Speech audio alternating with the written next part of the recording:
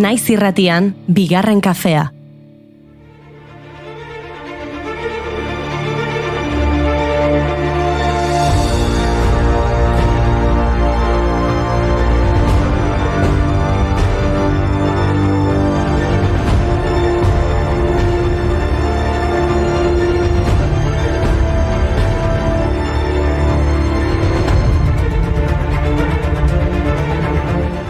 Egunon guztioi, dolu egunak ditugu Jaurlaritzak hala ezarrita Jose Antonio Ardanza Eusko Jaurlaritzako lehendakari ohia hil baita. Dakizuenez, frankismo osteko bigarren lehendakaria izan zena 82 urterekin hilda. 1985-tik 1989 Euskal Autonomia Erkidegoko lehendakari izan zen.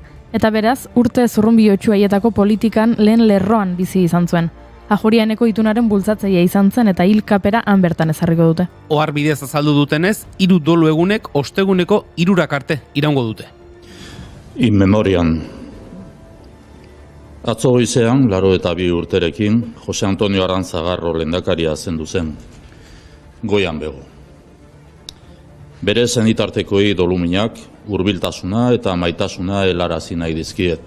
Eusko Jaurlaritzaren izenean, Euskadiko erakunde guztien izenean eta Euskal gizartearen izenean. Bere hurbileko pertsona guztiei, bere lagun guztiei eta bere bizitzan bide lagun izan zituen Eman da zabalzazu munduan frutua, adoratzen zaitugu arbola santua. Eman da zabalzazu munduan frutua, adoratzen zaitugu arbola santua. Betiko bizide. Giro ilunean hasi dugu saioa eta giro ilunean jarraitu behar dugu. Izan ere, gaurko efemeridek ez zigute beste aukerarik ematen. 1937ko apirilaren 9 gaurko egunez, tropa frankistek Bilbo bombardatu zuten. Alemaniako eta Italiako abiazioek hartu zuten parte bombardaketan eta 30 lagun hil zituzten. Gainera, beste 16 hildako eta 40 zauritu izan ziren tren batek Uribarri auzoko tunelean babes hartutako herritarrak harrapatu zituenean. Egun berean frankistek beste herri hauek ere bombardatu zituzten. Amorebi eta Etxano, Areatza, Arrigorriaga, Bedia, Bermeo, Etxebarri, Galdakao, Gorbeia, Leioa, Ugao, Mirabaiez eta Zeanuri. Germana basabe urma, etxea telesforo, eliero barrutian, Maria Santa, Bilbao Uriona, Beisatia, Candida miaz, agure baten, gorputzerrea, Catalina barrena, agapita iturralde, zuloaga eta. Bilbo 40 aldiz bombardatu zuten gerran zehar 1936ko iraiaren 25ean hasi eta 1937ko ekainaren 19 arte.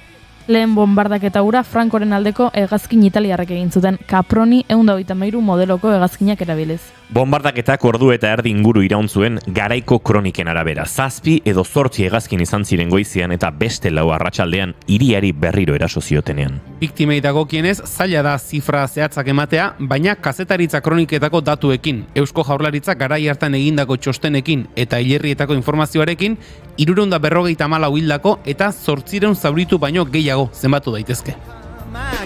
Olibak eta frutak, eta laliren kioskoan, gazete eta gazetak, azoka gona, azoan, jende guztiak urtzen da elkar, irieiken doak jakoarreak, munduari birailun herrian, azoka eguna, atzo euri jaurdatia plazan, zartorria pizten da, moskikore hoien ekian.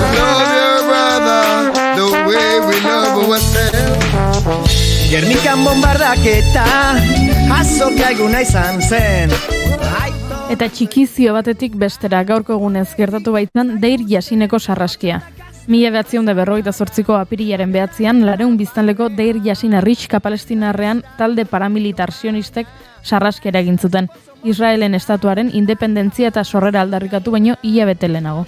Etxez-etxe joan ziren biztanle zibilak eraiez, gehienak emakumeak, agureak eta aurrak, gizon gehienak herrixkatik kanpo baitzeuden une hartan. Etxe bizitzetara esku granadak botaz eta gero bizirik atera zirenak metraiatuz edo lepoa moztuz erail zituzten. Hurrengo egunean, The New York Times egunkariak 200 biktimaren berri eman zuen, hildakoen artean 30 jaio berri zeuden. Duela 76 urteko egun hartatik, paramilitar sionistek eta soldadu israeldarrek sistematikoki aldarrikatu zuten herriaren izena, gerra psikologikorako dispositibo gisa 1948ko garbiketa etnikoan. Gertaera historiko hori funtsezkoa izan zen herri palestinarraren oroimenean eta nortasun kolektiboan.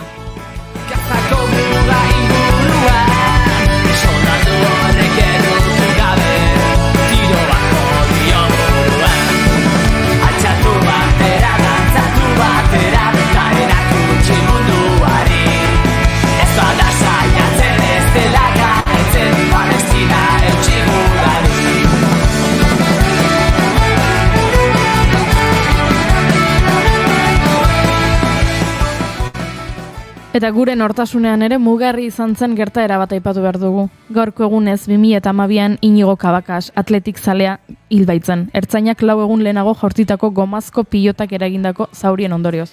Atletike jokatutako partida baten ostean Indautxuko herriko tabernaren inguruan bildu ziren zaleen aurka kargatu zuen ertzainak.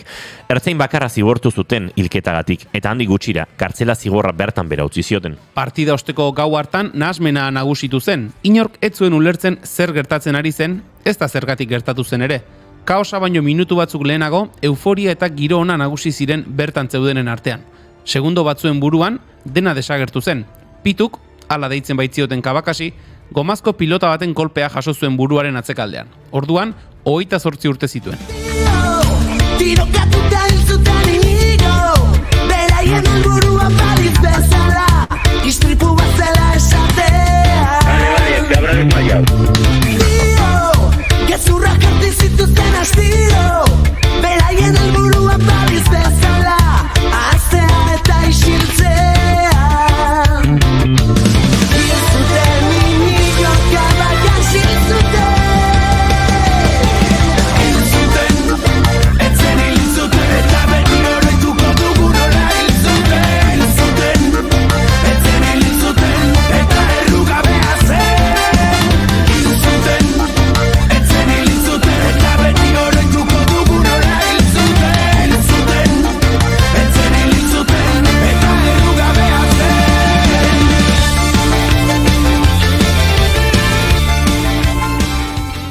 Hainbat urteko instrukzioaren ondoren eta inoiz eten etzen herritarren babes handiarekin 2018ko urriaren 15ean Inigo Kabakasen heriotzaren epaiketa egin zen.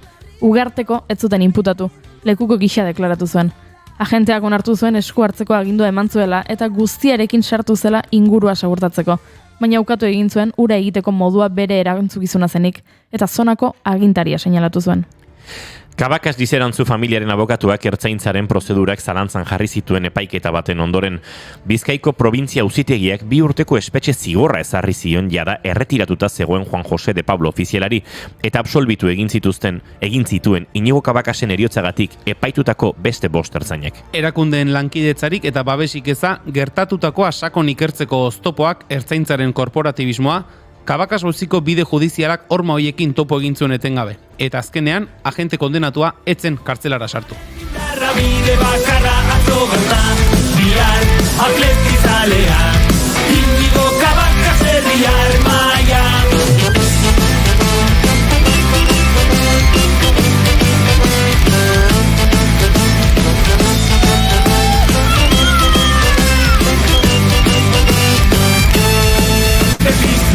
Esan dugun bezala gaurko efemerideak nahiko ilunak dira. Eskerrak kafea izango dugun bide lagun urrengo 2 orduetan gure aldartea alaitzeko. Eskaladaren bueltako artearekin egin dezakegu hori. Tolosako Araburu jauregien ikusgai dagoen Harri Horri Arkatz erakusketaren berri izango dugu Eli Azurmendi komisarioaren eskutik. Bueno, edo musikarekin, zuri beltzezko tekleen tartean Maialen Tellabidek Yellow Jackets taldeari buruz hitz egingo digu.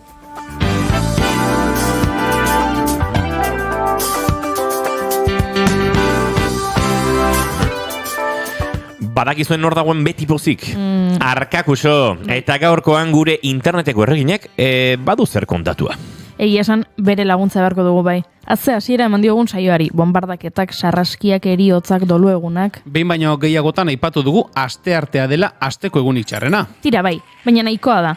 Hasi beroketekin, koreografia egingo dugu eta astearteko tristura hau astindu egingo dugu. Tira ba, dena prest. Ongi etorri, bigarren kafera. Apirilak 9 ditu gaur eta asteartea da. Hurrengo 2 orduetan gurekin kafe hartu nahi baduzue, geratu hor naiz irratian zarete, bigarren kafean.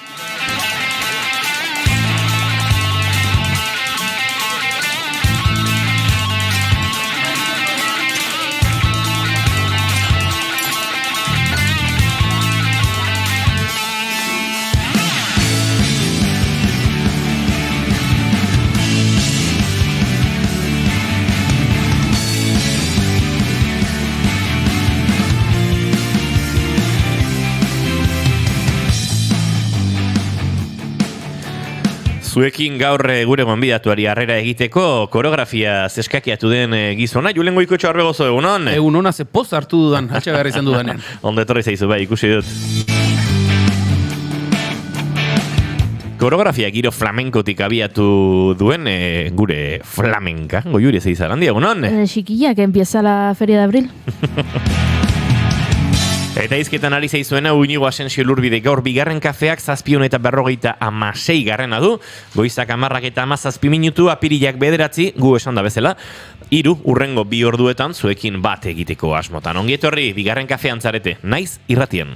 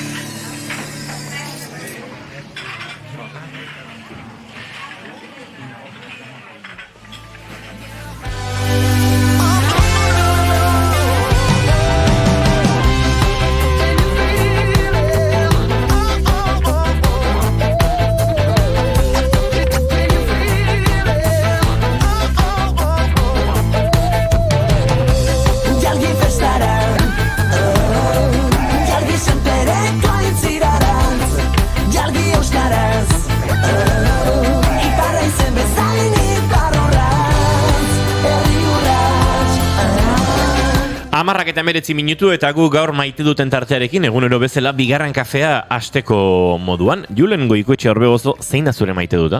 Nik maite dut, atzo iluntzean, babua bezala nola egon nintzen pantailari begira eguzki eklipsea ikusten. Oso gutxitan izaten da inbestekoak eta ikusteko aukera, lehen inigo saio hasi aurretik aritu gara komentatzen, hirurok, nola gu umeak ginela badugun oroitzapen bat, hor bat izan zela eta egon ginela argazki negatiboak eta soldeatzen aritzen direnen karetak eta hartuta begira. Eta atzo, egia esan, Amerikako kontinentearen iparraldean ikusi zen ongien, uste Mexiko aldean ere baietz ikusi zela, eta irudi ederrak eman zituzten egia esan, ez? Nik ikusi nuen emankizunean behintzat, aritu ziren, leku ezberdinekin konektatzen, leku bakoitzen nola ikusten zen, eta, bertatik bertara ikustea ederra izan behar du, baina gaur egun dauden baliabide teknologikoekin, eta ere, betxetik nahiko ondo ikusteko modua izan genuen, eta ederra da ez, nola jartzen den hortxe ilargia eguzkiaren parean, eta egunak hau bihurtzen den, eta minutu gutxiren buruan berriz ere eguna nola itzultzen den, eta jendeak, bertan zegoen jendearen gan ere, jendea nola ez dakit, nola ospatu edo nola esaten zuen, nola ikusten zen ez jendea oiuka, eta harrituta ikusten ari zenarekin, eta ez ziren minutu asko izan, baina erabat hipnotizatuta egon nintzen, eta maite ditut, horrelako gutxi izaten dira, hurrengoa 2008 urtean izango menda uste dut guri luze xamarre ingo zaigu. Erretiro hartuta da honeko. Bai, orduntxe hasiko gara, baiak hartu eta obrak bisitatzen. Uste dut luze xamar egingo zaigula, esan dute 2026an Euskal Herrian partzialki zerbait ikusiko den beste eklipse bat izango dela, baina 2008 hori esan bezala urruti xamar geratzen zaigu eta atzokoarekin konformatu beharko dugu.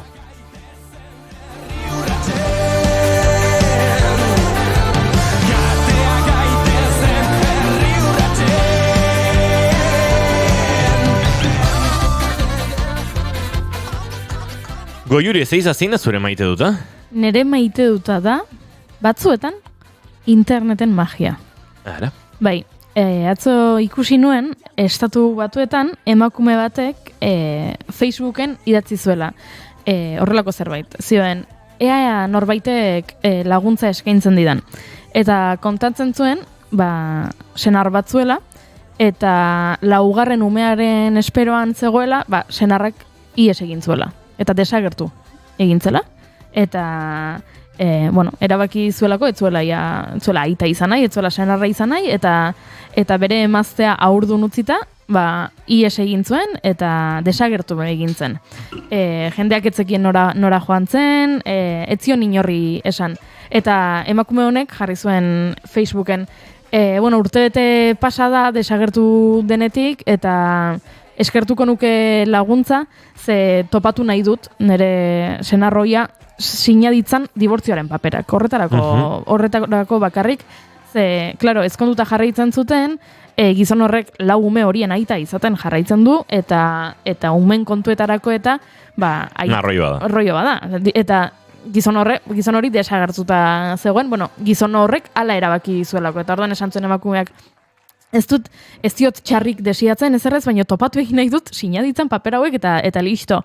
Ez dakit zuetako norbaitek ikusi ote duen nonbait, edo gure lagunen bat oraindik berarekin harremanetan dagoen, baina mesedez lagundu. Eta jartzen zuen aldi berean esperantza gutxi zuela, ez? Gizon hori topatzeko, ze desagertu zela horrela, informaziorik eman gabe, eta aldatu zela estatuz, eta beste nunbait zegoela bizitzen, 19 ordu beranduago, Facebookeko post hori viralizatu egin zen, eta 19 orduren bueltan topatu zuten gizona.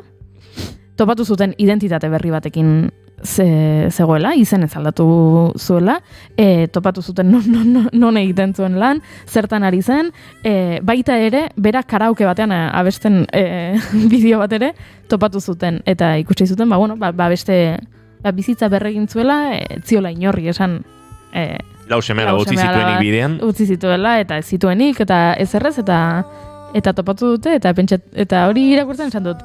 Ze politia hau, interneten magia, kasu honetan gauza honetarako ere, erabili daitekela, eta emakume honek urtebete daramala gizon hori topatu nahian paperak sinatzeko, eta Facebooken jarri, eta 19 ordu behar izan dituela, ikusteko, non dagoen, eta zertan ari den. Dreamers care. Tomorrow's a new day for everyone. Banik nire maite duta ere lotuko dute eklipsearekin. Ez da gizen bat estoritan erabiliko zuten Xabier Ruten folu dezan kantu hau. Atzoko eklipsearen irudiak nola baite girotzeko.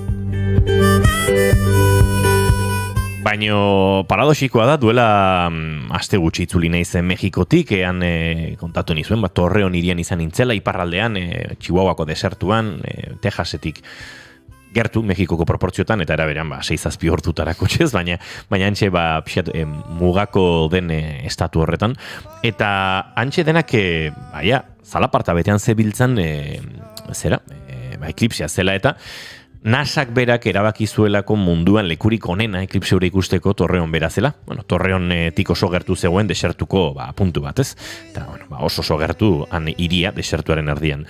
Eta atzo, sare sozialetan ikusi besterik genuen egin eklipsearekin eta eklipsearen inguruan antolatu zituzten 100 ekitaldiekin nola gozatu zuten handitudan lagunek, eta enbidia latza ere sentitu nuen ez dakite, goizaldeko iluna bar bat nola bizi zuten ikusita, han desertua da, baina desertu menditsu xamarra da, beraz, bueno, erliebeak eta oso zona politiak ikusten ziren, hiriburuan bertan, edozein tokitan kontzertuak, hitzaldiak, astronomiaren inguruko hitzaldi edo olako simposio modukoak, eta bai esan, nik uste egun ahaztezin izan zela askorentzat, eta han bereziki ia egun osoko festa bat antolatu zutela, eta gaualdean oraindik batzuk parrandan ospatzen zebiltzala, eta nahiko gauza politi izan zen, eta maite dut, baina enbidia latza pasan nuen, hori ere aitortu behar izan. Aste badaukagu 2008 urteko hori antolatzen. Bai. Gero beste batzu jarretuko dute. Hitzaldiak beste norbaitek eman ditzala. Bai, eman beharko ditu, ditzala ez eman beharko ditu, derrigorrean.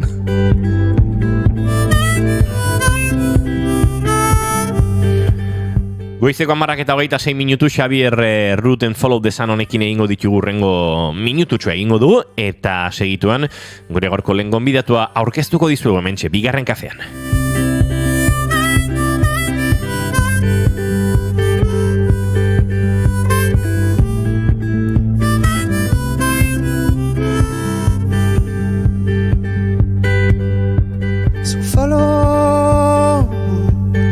Follow the sun, and which way the wind blows when this day is done.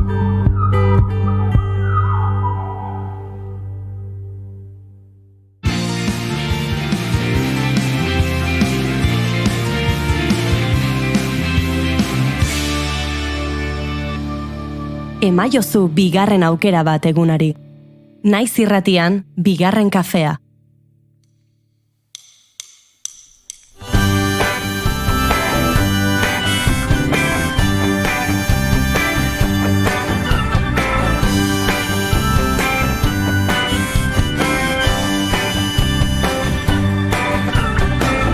Musu trukez gehitzen ditu. Eskalada krokisaren historia, lanak eta egileak ezagutaraztea helburu duen erakusketa da Harri Horri Arkatz. Eskalada existitzen denetik, informazioa transmititzeko modua izan da krokisa, idatzizko kontaketaren ezinbesteko osagarri modura. Mundu osoko eskalatzaileen eta artisten lanak biltzen ditu, eta Bilbao mendi filmen estreinatu ostean, Tolosan du bigarren geltokia. Aranburu jauregian zabaldu zuten erakusketa iragan martxoaren 8an eta maiatzaren 4 bitartean ikusi ahal izango da. Eskalada krokisak zer dinen jakiteko eta erakusketaren nondik norakoak ezagutzeko, Harri Horri Arkatz erakusketako komisarioa den Eli Azurmendi gomidatu dugu bigarren kafera.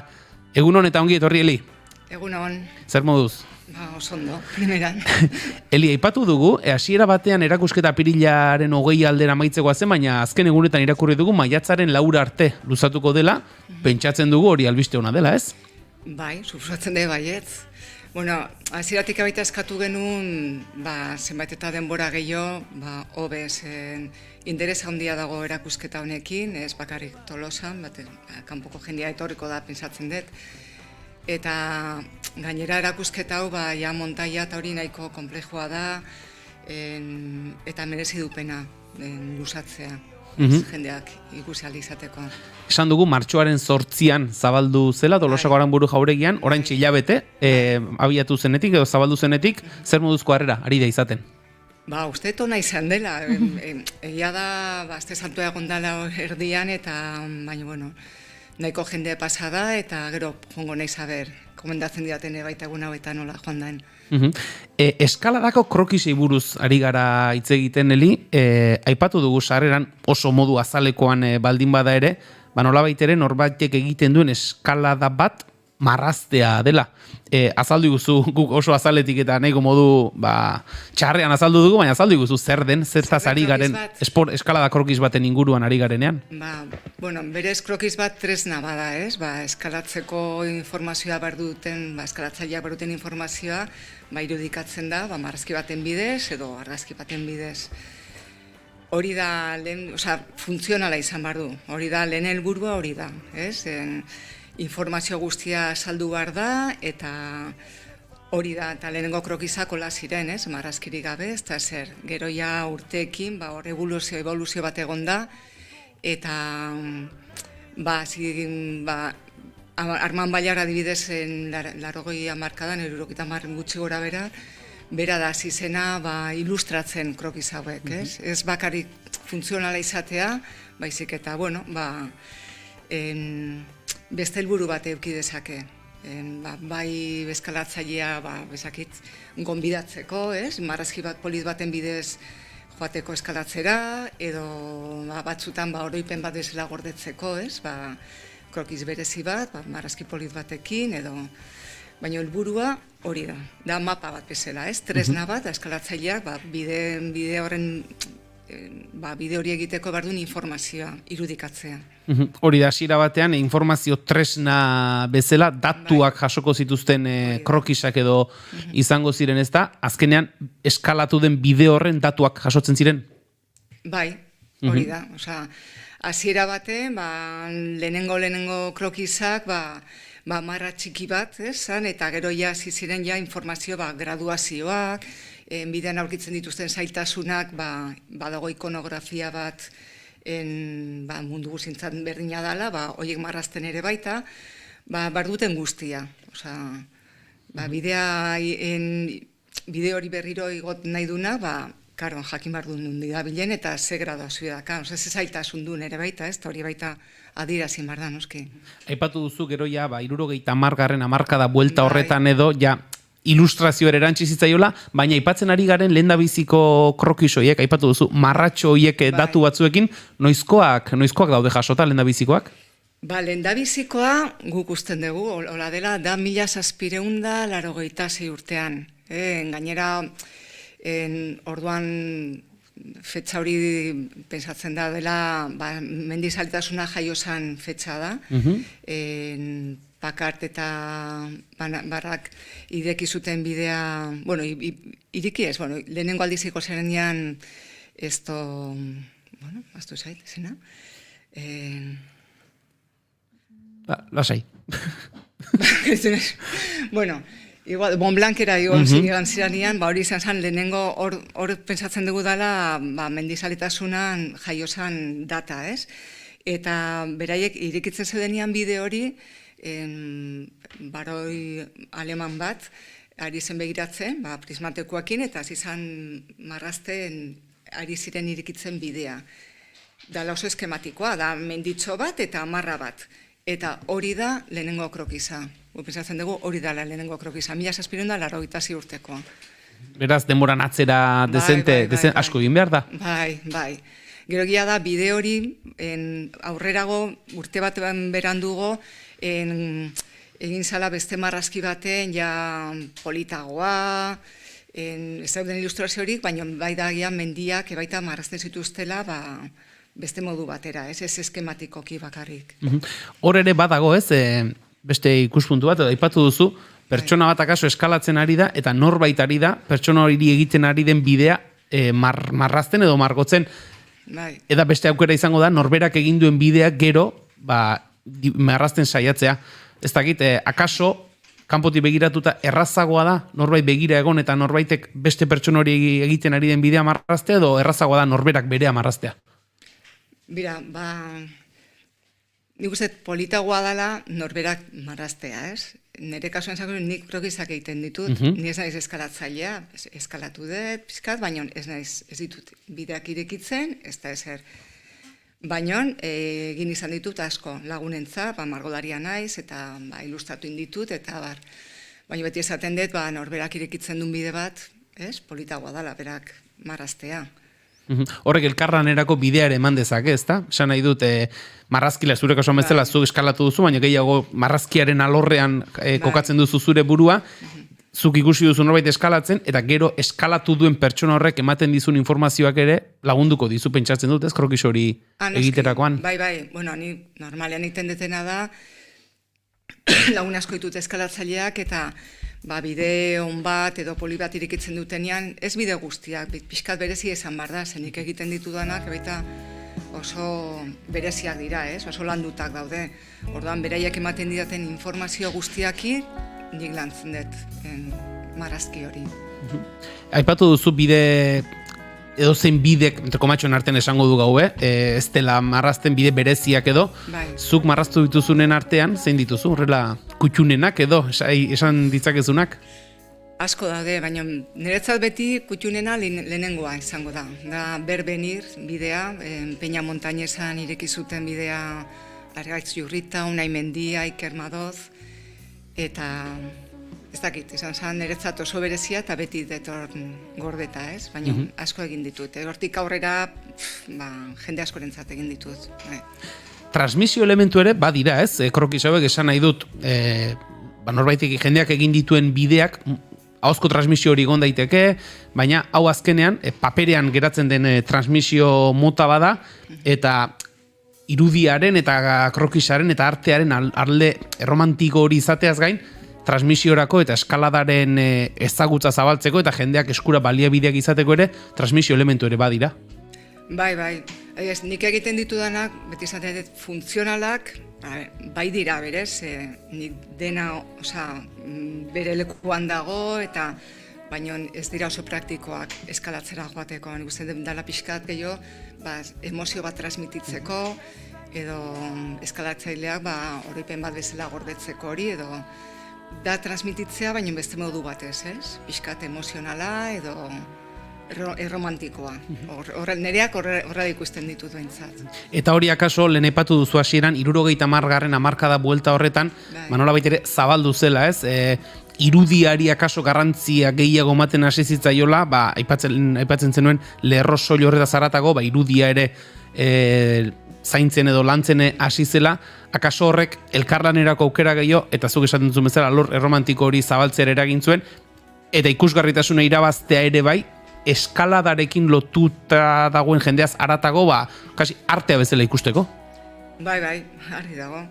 Hor, leheno aipatu dituzuten bezala, Arman Ballarda hasi zena eskalatzaile katalana, bera hasi zen ilustratzen bere krokizak, baina bere krokizak beti funtzionalitatea da lehenengo helburua. Bai daude ilustratuak, baina berak beti rotrinak egiten du dena, hola jarraitzen du egiten gainera, rotrin papel vegetal, eta bere marrazkiak ez dute molestatzen krokiza, ez? Azkenian zu fijatzen zera krokizan, gero bai dago ilustratuta, eta berak esaten zuen, hasi zala ilustratzen, ez usteagatik txuriz papera, ez?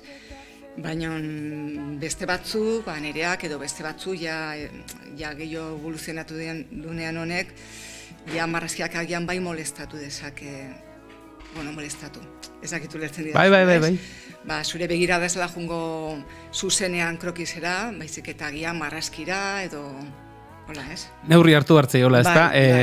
Helburua edo, helburu nagusia baldin bada bidea ondo markatuta izatea, beste elementuak ez dela hori distorsionatu. Hori da, bai. Eta adibidez, hori krokizan evoluzio bat egon da, ez? Bai, hasi ziren marrazten, gero grabaduakin baita, rotrina, eta gero ordenagailua saldu zen, ez?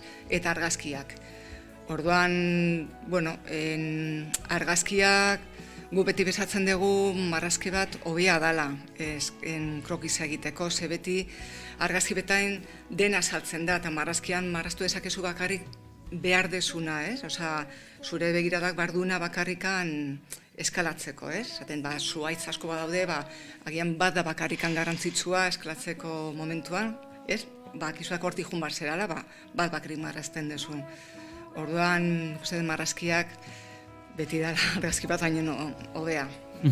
Eli, pixka bat erakusketan murgilduko gara, eri gara aipatzen, krokisak eta zer diren, eta nolakoa diren, esan dugu Tolosako Aranburu jauregian dagoela, harri horri arkatz erakusketa, eta erakusketan barneratze aldera, esan den genezake, mundu osoko eskalatzaile eta artistek hartu dutela parte, zuke aipatu duzu, Armand Ballard, bertatik abiatuta, Philippe Barthez, François Carafang, eta beste asko eta asko daude. Hori izan da pasada bat. Lan hau jaio zan, nik egin un Alotoro de la Cuerda pelikularako egin ditun krokizak eta irudiak eta hor sortu zen dena, ez? Egin un erakusketa bat, Klub Asko de Kanpin elkartean Donostin, eta hor elkartu nintzen Rafael Orza eta Juan Carsanzekin, dirala, hirura gaude proiektu honetan.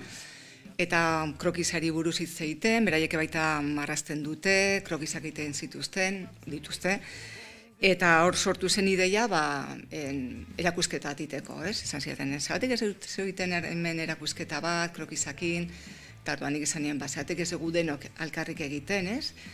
Eta hortan hasi ginen, eta gero genuen, eta pauso bat gehiago eman genuen, ez? Gian konbidatu dezakegu, Frantziko badagolako jendeak marrazten dituenak, Kataluniakoak, eta hor hasi ginen, jendea biltzen. Egin genetuen erakusketa batzuk, bai Frantzin, Madrilen, Donostin, Jakan, eta hurrengo pausoa Bilbon izan zen Mendifilmen. Orduan hori interesa handia zuten baita, eta esan genuen, hemen egiteko ingo dugu zerbait txukunagoa, ondo prestatuko dugu, eta pixka gehiago landuko dugu. Eta ziginen hori lantzen, atea jotzen, eta hainbeste ate irekizitzaizkigun, topatu genitun, mundu guztiko eskalatzaileak bere marrazkiekin, bidali zizkiguten beraien marrazkiak, eta horrela izan da, lan pila, oso polita, baina erresa aldi berean, ez?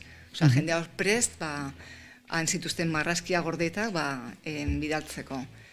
Beraz, esan genezake mundu osoko artisten lanak ikusi daitezkela, beraz, mundu osoko lagina dagoela, Tolosan, orentxe bertan. Ditugu Indonesiakoak, Yosemite, Patagonia, Alpeak, Alemanikoak, deku guztitzakoak, bai.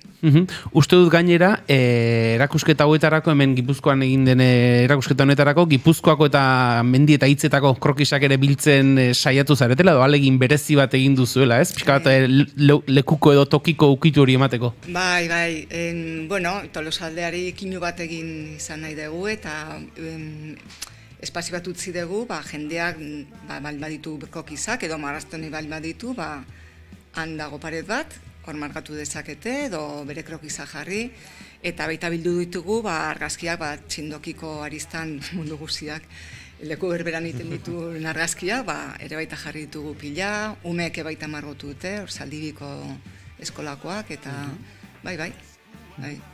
Eta jendeak horrelako erakusketa honen berri duenean, eta erakusketara joaten denean, gertatu zaizu ez dakite, galdera bezala botatzen dizut, nik ere baditut, egin izan ditut horrelakoak, eta bilduma, erakusketa honek ari zaizu balio izaten bilduma lan modura ere?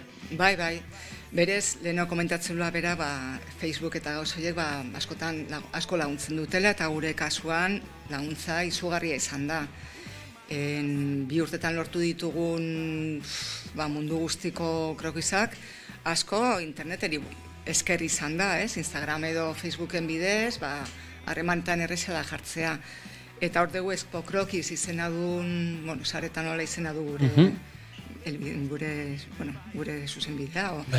Eta jendea egia da jarraitzen dula krokisak bidaltzen, nik baita ditut, ikuste krokisa jende askoak egite zutela, bera gordetzeko, eta, bada modu bat, erakusteko, eta eskaparate bat bezala da, eta jendeak jarraitzen du, eta jarrai desala bidaltzen, seguk bilduko ditugu, eta gainera, erakutzeko ditugu ere baita, noski. Eta erakusteaz batera, pentsatzen dut, gordailu modura ere, balio duela egiten ari zareten lan honek, azkenean ari gara esaten ez, 1700 piko urteetako irudiak aipatu ditugu, handiko nuntza izan den bilakaera ere bai, eta egia da, norbaitek irudi bat egina baldin badu, horrelako lanak gaur egun modu digitalean bidaltzea errazagoa dela, esate baterako artelan bat fisikoki Indonesiatik ona bidaltzea baino, zentzu horretan egiten ari zareten gordailu lana ere pentsatzen dut garrantzitsua izango dela, ze artxibo moduko bat osatzen ariko zarete. Berez liburu bat atera genuen honen buruz, hainbeste informazio eta hainbeste gauz ona genitun eskutartean, zen hemen liburu bat dago, eta liburuak arrakasta handia izan du gainera, eta crowdfunding bidez lortu genuen egitea, eta, bueno, asko saldu dira, pila saldu dira, oza, berez dia bukatzen ari dira. Bai. El arte en el croquis de escalada, liburua da, aipatuko dugu, zu zeu Elia Zurmendi, Rafael Orza eta Juan Carlos Sanzek egindakoa, beraz, norbaitek eskuratu nahiko baludu, esan duzu zuen Espo Croquis sare sozialetako profil horren bidez zuekin harremanetan jartzea aukera bat izango da, nonbait bestela erakuske o liburu dendaren baten edo badaukazu esalgai? Bai, bueno, gude webgune bat, dela expocroquis.bikartel.com, eta bestela bai elkartean, osea, Klub Asko Ekanbine elkartean, Ontza liburu dendan, Iruñan Muga liburu dendan, eta gero ja Madrid eta bueno, leku askotan dago, Desnibel, Barrabes, Katalunian Altair dendan, eta orain biketik eskatu dizkigut ere baita. Beraz, bueno, entzuleak interesa balu, hortxe ipatu dugu, gero webgunea ere aipatu duzu, beraz hortxe eskuratzeko aukera. Erakusketara bueltatuta, Eli, ez dakit, erakusketa bisitatzen duenak, ez dugu gehiegi aurreratuko, jendea joan dadila ikustera, baina zer aurkituko du, ez dakit, munduan barrenako eskalada bidaia bat, historian atzera egindako eskalada bidaia bat, pixka bat denetik, zer topatuko du? Topatuko du, hasieran lehenengo panela da historikoa, horra salduko dira, lehenengo krokiza, gero gailurretako kuadernoak, alemanikoak, 1900koak, eta gauza oso interesgarriak. Eta hortik aurrera izango da bidai bat geografikoa, bai Euskal Herriko mendian hasita, eta bukatzen da Antartidan. Panelak dira, panel bakoitza, bai da Euskal Herriko mendia, gero Montserrat, Pirineoak, Sistema Zentral, Riglos, horti pasatzen gara Alpetara, Patagonia, Yosemite, abertzeten astutzen, eta gero beste mendi batzuk. Eta gero, hortaz aparte, badegu beste txoko bat, dirala, ze krokizak, krokizan izenak askotan oso, bueno, kuriosoak dira, ez? Bai dute referentziak musikalak batez ere, komikiarekin baita erlazioa dute, eta hor dago panel bat, musikako izenakin dauden krokizak, komikiak, zineak, eta, bueno, gauza kuriosoak, ez? Esaten ari zarenagatik, eskalada zale zaratago ere, irudiaren zalea direne, eta publiko orokorrarentzako ere, irekia oso erakargarria, modu erakargarrian jarrita dago. Nik usten de, baiet. Hortaz aparte baita bitrinak ditugu, gidak eta dokumentu zaharrak ditugu hor sartutak, baita gure apuntiak nola egiten ditugun krokiza, jende askok interesa izaten dulako. Azkenean, guk batez ere arteari buruz da erakusketa, bai da krokizena, baina artea krokiza munduan, ez? Orduan erakusten ditugu jendeak bere kuadernos de viajes, apuntes, eta oso gauz interesgarria daude. Ez era izan behar eskalatzailea hori ikusteko, ikusten dut interesa badulare baita beste mundu baten, ez? Irakurri dugu asteartetik larun batera, 5:00 8:00 bisitatu daitekela, ezta? Tolosako Aranburu jauregian. Esan dugu Tolosakoa bigarren geltokia duela, Bilbo Mendi Film Festivalaren bueltan izan zen estreinaldi handia. Tolosan bigarren geltokia, aurrera begira, erakusketak badu, bide gehiago egiteko asmorik? Bai, aurrera begira, Donostin izango da, baino ja hurrengo urtean, urtarrilan, eta gero ditugu, konfirmatu gabe, baina biaiatuko dute ziurazki Hueskara, agian Kanpora, Italira, Gasteizera, eta, beste gehiago ditut izango, sorendik ez daude konfirmatuta, baina izango dute bere ibilbidea, noski.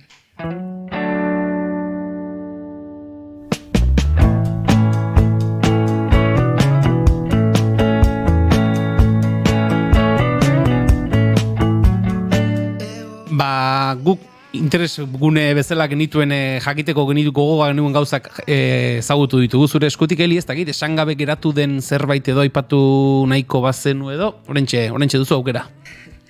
Ez, gonbidatzea jendea ikustera eta batez ere, Tolosako txoko hortan jarri ditugun leku bereziak jendeak marrazteko edo bere argazkiak edo krokiza jartzeko, animatzea baita, nik uste polita dala, ez? Gero, hemengo jendeak ikustea hor bere argazkiak eta bere marrazkiak, animatzea jotera.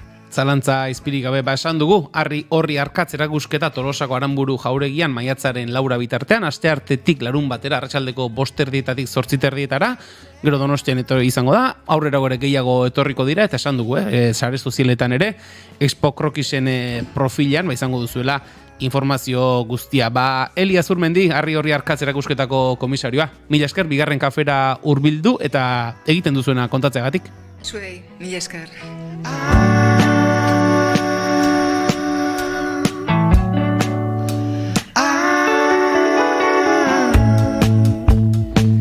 Tira, Elia Zurmendi agurtu dugu hementxe bigarren kafean eta agurtu behar ditugunak gure txatean dozkagunak, ze gaur erabate goztineatzen ari gara, goizetik indiokorrek idatzi dugu, egunon gaztiak, egunon gauza batzuk aklaratzeko, larun baten bilduko mitina jungo naiz eta gero bazkarira dio Gorkak. Osondo, orduan Tolosara zatoz, Gorka, badakigu trauak nor ordainduko dituen, edarki.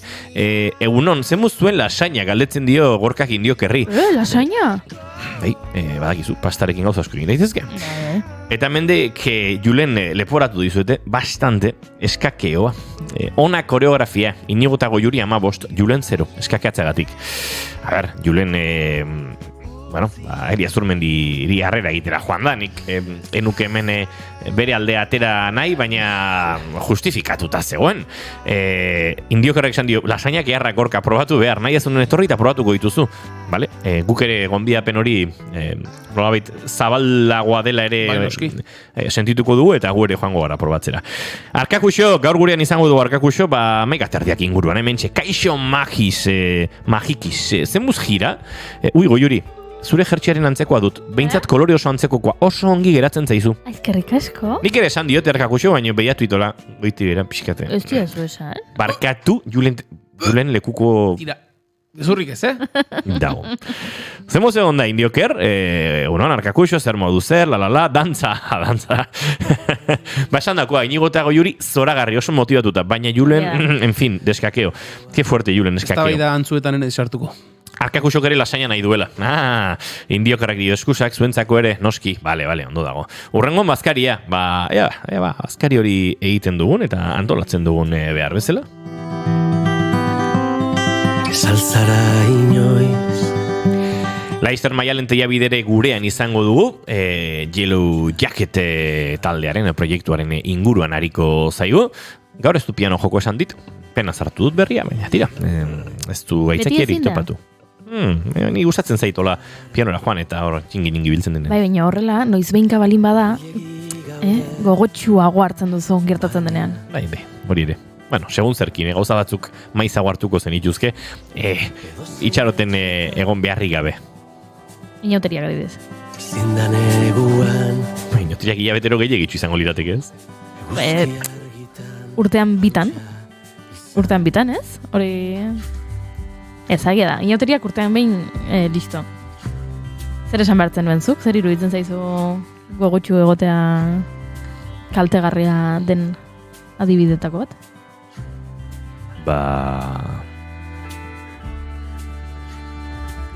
Ez baduzu kontatu nahi ba? Ezer gertatzen. Ez zaitugu behartuko. Ez, ados. Ez da giro. Arrantza lehendakariaren eriotzak utzi gaitu olako lozorro moduko batean eta dolu giro batean eta hemen akaso hori errespetatu beharko dugu gaiztak erita zizketan hasi horretik. Bale, ados nago. Ametxen gainean euriari du baina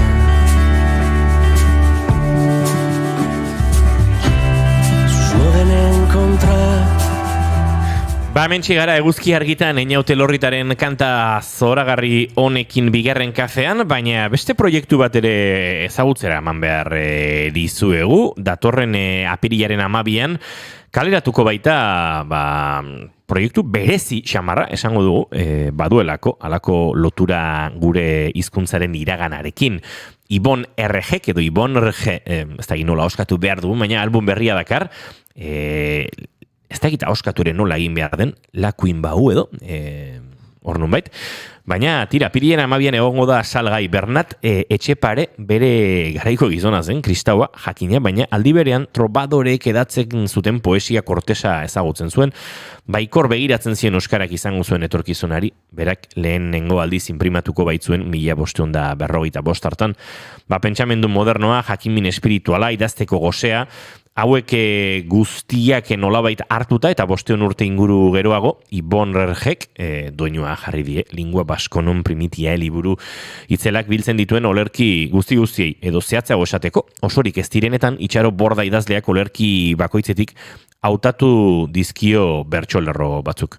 Guztira 16 pieza, eta hietako hainbat, Julen, kolaboratzailez josita, hementxe ikusitzakegu, batzuk bakarka egin dituela, batzuk kapela egin dituela, beste batzuk pianoan, baina kolaboratzaile sorta handana dauka. Besteren artean hortxe ikusten ditugu ez, Enrique Hurtado Bera, Garazi Navas, Miguel García, Berde Prato, Maite Arroita Jauregi Mursego, Matías Riquelme, Fernando Ulción, Susana RG, Ane Arana, edo Paralux, besteren artean, beraz, kuadrilla majoa, bildu du? Kuadrilla majoa bildu du, eta gure saiatuko gara, Ibon RG gurean izaten, aurkeztu berri duen lan hau nolabait behar bezala aurkezteko, baina primizian entzun eta elkarbanatzeko aukera eman digute, eta Bernard Leheteri, hauxe diskoa zabaltzen duen kantua. Haren zerbizari xipiak, gogonez orain zi, bake eta osagarri. Zeren baskoak baitira abil, animos eta jentil, eta jetan izan baita, eta baita, zientzia guztietan letratu handirik. Miraz nago jauna, nola bat ere ez dena saiatu bere lenguaie propiaren favoretan, euskaraz zerbait obra egitera, eta eskributen imeitera, zeren ladin publika mundu guztietara, berze lenguaiak bezala, hain eskribatzeko ondela, eta kausa honegatik gelditzen da bataturik. Etxeparek interpretatu, imprentaratu barkatu zuen euskera, eta Ibonek orain liburua eraman nahi izan du soinu edo uinen esferara. Horretarako mikroskopikoki berregin eta garbitu du Jon Martinek 1555 tipografia eura itxura zaharkitua emateko ez, baizik eta irudikatzeko nola irten zen, nola jaso zuen Bernatek inprimategitik, lingua baskonon primitiae. Olerkiaiek bere buruan nola dardaratzen zituen irudikatu nahi izan den bezala, Ibonen ahotsez orduko izkeraz egungo euskaldunarentzat ulergarri xamarre egiteko. Itxaro Bordak berak esan da bezala eman dio testu inguru sakonagoa lanari, sortutako hitzaurre luzearekin, eta lana osatzeko, lakin bau, honetan interpretatzen diren bertsolerroen itzulpenak biltzen ditu liburuak, Gene Lafonek eta Patxi Altunak, frantsesez eta gaztelaniaz utzitakoak orraztuta eta nolabait eguneratua. Direnek gero duten kausa oboro jaren abantzatzeko, eta obligatu giren guztiak jainkoari otoiz egitera, dizun mundu honetan prosperoki bizia, eta berzian parabizuia.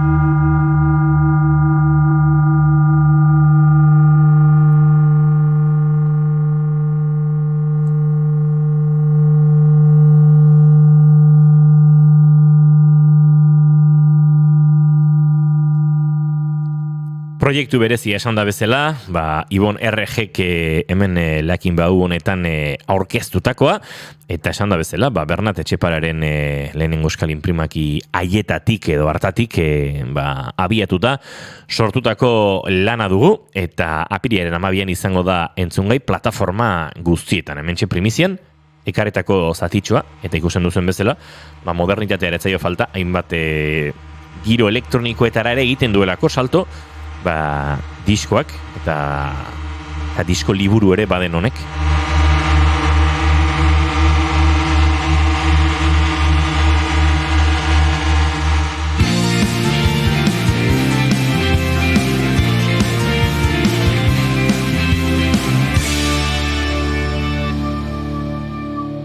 bigarrenak ez direlako okerragoak.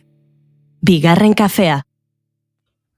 Eta goizeko 11ak bueltan ditugula, bagoaz estudio zentraletara azken ordukoaren bila, Oñatz Aizpuru egunon. Kaixo, egunon entzule guztioi, egunon bigarren kafeako lagunak. Bueno, gaurkoan albistetako bat dakizuenez, Jose Antonio Ardantzaren heriotza da, eta azkena, honen inguruan hitz egiten, Iñigo Urkullu Bizkaia eta Gipuzkoako lehendakaria bera izan da, adierazpen instituzionala kaleratu duelako eta hain zuzen ere Lakuako gobernuko sailburu guztiak zituen berak alboan. Iñigo Urkulluk xingola beltza zuen, ikurrinarekin bertan Gasteizen lehendakariak nolabait Ardantzaren bizitzaren errepasoa egin du eta ondoren hitz batez laburbildu du bere figura, errespetua aipatuz, susperraldi ekonomikoa sustatzeko egindako etenik gabeko lana goraipatu du Urkulluk, bizikidetzaren aldeko borroka egin zuela eta azkenik desberdintasunen gainetik elkarrizketa bultzatzeko gaitasuna izan zuela. Ohikoa den moduan, gauza onak besterik ez horrelakoetan Jaurlaritzak 3 dolu egun jarri ditu heriotza honegatik eta agerraldian aipatu moduan ikurrina zuen xingola beltzarekin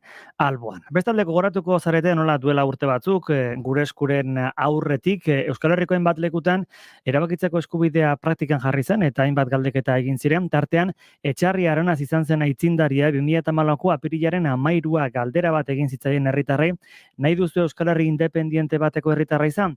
Bain zuzen larun batean, galdeketa horren antolatzaileak omendu eta hurrengo pausoa emango du gure eskuk guztira 1061 lagunek bozka emateko aukera izan zuten, 20% hartu zuen parte eta une haietan egindako lana eta sortutako mugimendua ospatu nahi dute, egun osoko egitarau antolatu dute larun bat honetarako A13 izeneko taldeak gure eskurekin batera eta egunean zehar kale animazioa gure eskuren batzarra, ekimen nagusia, bazkari herrikoia eta musika izango dira, bertara gonbidatu dituzte ere. Ondoren, honek suposatu zuen uholdea jarraituz, 208 herri galdeketa izan zirelako, galdeketa haietan antolakuntzan parte hartu zuten herritar guztiak egindako lana ospatzeko, baita etorri nahi duen guztia ere ongi etorria dela diotean, Etxarri Aranaztik denen artean egiten delako herria eta denen artean emango direla urrengo urratsak nabarmendu dutelako. Beraz hor aipatu gonbidapena luzatua. Azkenik esan, lan munduari lotuta Bilbobuseko langile greba mugagabea abiatu dutela manifestazioare egin dute Bilboko kale nagusitik. Hainbat hilabete daramatzatean mobilizatuz lan uzteak eginaz, edota greba puntualak eginaz. Gaurtik aurrera, greba mugagabea Bilbobuseko beharginek 2021 eguneratu gabe duten lan hitzarmena berritzea eskatzen dute.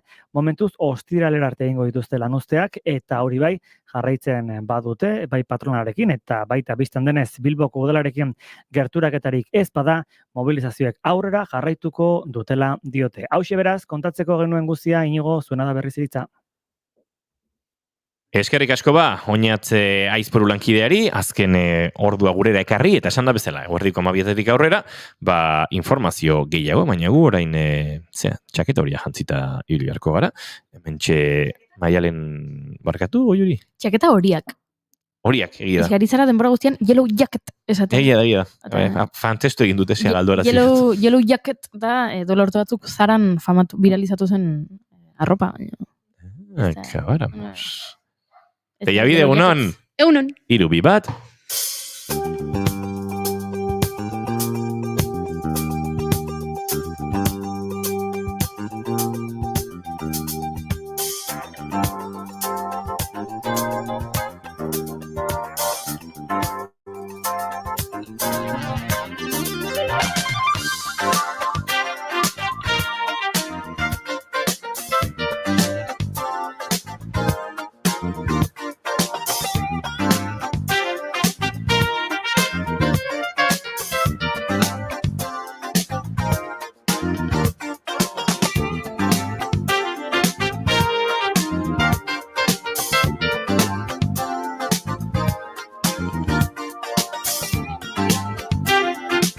Badakizuen hola zen den gaurko Maialen Teiabideren tarte hau, ezta? Yellow. Fuaa! Hau, etzen horrela? Hashtag, txaketa hashtag, bai. Txaketa hashtag. Galderekin. Azerketa. Berriro Maialen. Beti. Beti edo ja beti. Bueno, nik uste irakasle ina izenetik, oitu ina izonta. Andereño, hola, hortxe, Akats potolo badago. benetan? Bai, kiston akatsa da. A ber, txen. Entzulearik testu inguruan, Maialen kamiseta bat dakar, nik inoiz zenuen ikusi. Hori berez, bosdunen zirkuloa da, ezta, Maialen? Edo laudunena, aurreraka da atzeraka egiten Segun modu. ze filosofia mota da makizun. Vale. Eta akats badago, gero topatzen saiatuko gara, orain ez kara horren murgilduko, baina gero, Esango zein dan. saiatuko naiz. Topatzeko gai izango naiz uste duzu? Espero baiet. Espero, ez bestela Andreñok suspentsio jarriko. Ba, igual bai. Bueno, kamiseta polita da, Maialen? Akatsa eta guzti polita da. Bai, Londresetik ekarri ziaten. Bai. Esan ziaten, kamiseta bakat zuretzako, eta 6 hilabete eta gero kamiseta mantziaten. Bai, Bueno. holako opari horiek datozela overseas, baina bueno. Gaurkoa, pixkat urduri nao, ilusio handia egiten dit, ze igual, ze da nire talde gogokoenetakoa. Bai. Eta, de hecho, ekarri dut, atretzoa eta dana ekarri dut. Eta nun erakutsi horreten. Hortxe, bai, ondo izan. Disko hau, horia, Yellow Jackets. Bueno, a ber, zeina markadatan kokatzen dugu entzuten nahi gana, justu baina entzuten nahi gana.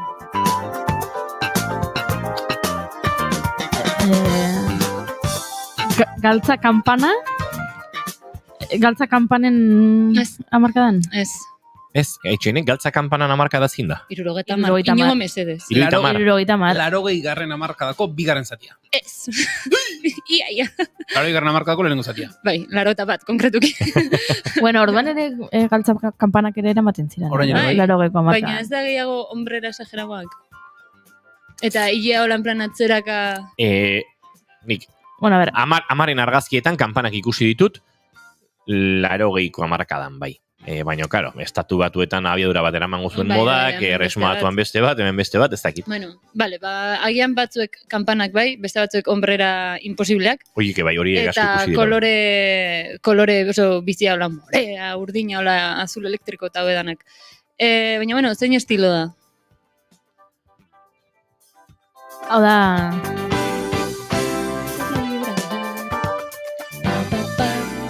Eskaldet disko zua bestu. Ez da estilo bakarra. Bueno, vale. Venga. Oida, pixkat gallegoa, depende. Erantzun oso segurua, baina bueno. Bai, hasi denean nik pixkat funkian ikusten nuen, badu puntito bat, baina ez da oso funky ere ez, guztiz. Da jazz. Jazz, baina eta funky. Jazz zer, nola deitze zaio honi? Jazz funky. Zera, fusione horako oso. Jazz fusion. Bez, fusion bat genero bat oino gehiago. Goiurik, Bai, horreitik. garbi zukan. Baina, hau da, azterketetan DBH-en daula. Notarako, yes? Osea, etzenekila oso ondo esplikatzen gizarteko ez dakize galdera, orduan esan berrian, Mendizabalen desamortizazioa esaten duzu, apaiz batek lurrek kendu zizkion jendeari. Bueno. Horretarako ere gaitasuna behar da. Mendizabalen desamortizazioa nahi selektidan, ero iziteiden. Imposible, hoi DBH-koa da. Ez? Ez, da hori DBH-koa, ez. Ostras, pues... Bueno, DBH-en ere akaso zerbait landuko da, baina hori zegon gaien artean selektia edarako bai batxergoan. Bai, batxergoan. Gure garaian behintzat. Eta gurean ere. Bai, Juri. Bai, hori ez da asko aldatu nik uste. Joder, pues... Mendizalen desamortizazioa da, hola, toten bat selektiadeko historian. Ez nez gogoratzen noen ze eroizitzaiten neri, ze gira esan nuen oso ikosik. A ber, Yellow Jackets taldeari buruz nahi dizuet hitz egin. Kalifornian sortu zen 1977an. Baina etzan sortu Yellow Jackets bezala, baizik eta The Robin Ford Group. Robin Ford zan gitarrista bat, eta nahi zuen bere taldea osatu, bere proiektua grabatzeko, eta poko mas. Eta orduan, batu zian lau. Robin Ford, gitarrista, Russell Ferrante, edo berak esaten du bezala Russell Ferranti, kiston ematen dit hola entzutia, baina bueno. Jimmy Haslip, bajista, Russell Ferrante, pianista, eta Ricky Lawson, bateria jolea. Uste nahiko arrakasta normala edo ukizula disko horrek, etzan nipenen gloria esaten dena. Normala. Bai, hoi da. Eta 81an erabaki zuten, berriro bataiatzia taldea eta Yellow Jackets izena jarri zioten. Baina, talde honek, tal kual, oso gutxi irauntzun. Eta hortik, 81ko lehenengo diska dala hau. Eta hemen entzuten dana, eta gaur egun entzuten dana, ez daka, zerikusik. Edo zerikusia dauka, baina ez pila bat. Hori itzeingo dugu ontaz. talde honek, esan behar da, martxan jarraitzen dula. 77tik, bueno, 81tik ona martxan jarraitzen dula, 27 diska atea dituzte, eta azkena 2022an, así que, hola, matematikakin da, aurten beste bat tokatzen da. No, jubilaziorako garaia ere, iritsiko zitzaia. Bai, 72 urte dituzte gehienek. Taldeko 3 laurdenek 70 urte dituzte, da besteak 40 edolako zerbait. Birak egiten dituzte? Gauza bat da disko bat egitea, eta beste bat bire egitea. Bai. Bai. Osa ez leno, bezain beste eta ez lenoko erritmoan, evidentemente. Baina, bai, jarraitzen dute internazionalki jotzen, bai. Eta, bueno, pues nere iritziz bintzat, jazz fusion generoaren erakusle handienetakoa da, eta baita ere denboran gehien iraun dutenak. Eta nik uste diala Snarky Puppy eta talde hauen olako aintzindariak eta ereduak. Ze ia esan, azkenian ez dago, modernitatea dauka Snarky Puppyk eta gaztetasuna, baina bestela genero aldetik eta ideia aldetik nahiko antzekoak dira. Talde honek 16 nominazio izan ditu Grammyetan, ez dagoela bat ere gaizki, eta 2 Grammy irabazi dituzte. Ez dagoela bat ere gaizki, ez da ere. Hori da. Eta baita ere taldiak, claro, 57 urte hauetan, eske ez dira gutxi, 57 urte hauetan, taldeak aldaketa ugari jasan ditu hamarkadetan zehar, baina konstante bakarra pianista izan da dela Russell Ferrante. Eta gaur egunean taldean geratzen den original bakarra. The original one, pues da Russell Ferrante. The only one. Osea, disko guztietan azaltzen dana, bea da. Eta nik uste, lehenengo aldaketa hola nabarmena eta etapa aldatuztuna izan zen. Hasiera baten, esan dizuten bezala, Robin Ford hau gitarrista elektrikoa zala, instrumentu melodiko nagusia edo solista gitarra elektrikoa zen. Da horren adibide, entzun dezagun Imperial Strat, dala, kriston temazoak gitarristak adi mesedez asko gustatuko zaizu. Bueno, espero gustatzea bintzat.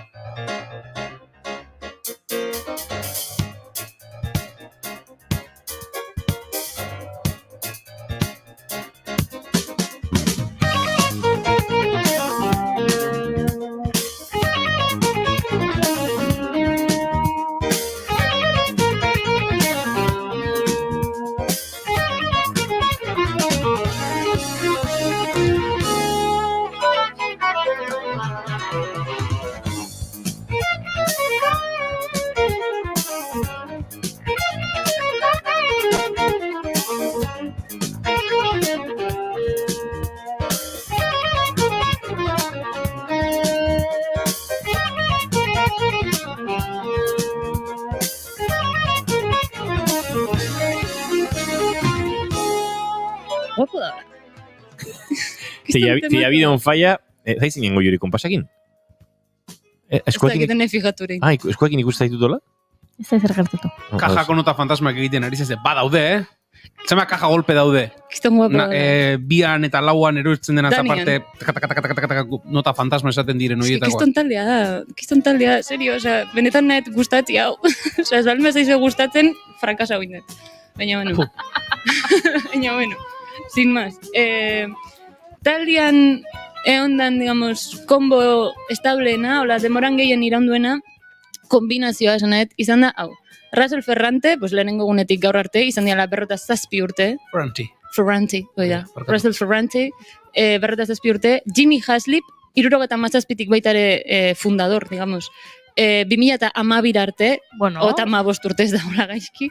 Bob Mintzer, 81tik gaur arte, alegia 13 urte. Eta William Kennedy, hau gustatuko zaizu, Julen, 88tik 89, oza, horra 11 urte, eta gero berriro 2010tik gaur egun arte, guztira 25 urte. Vale, badiru du orduan, minimo 25 urte ondia jotzen elkarrik. Ez direla aserretzen. Ez?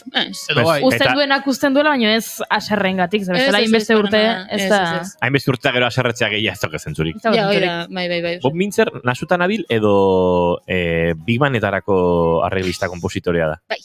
Bob Mintzerretaz itzen genuen Roma ekarri nunean, euian inguruan jardun genunean, eta egintzen igun galdera, ea nor nahiago genuen, edo Michael Brecker edo Bob Mintzer. Ze biak genero berdina, instrumentu berdina biek eguia, eta Romak esan zuen Michael Brecker, eta nik esan Bob Pintzer. Ia da.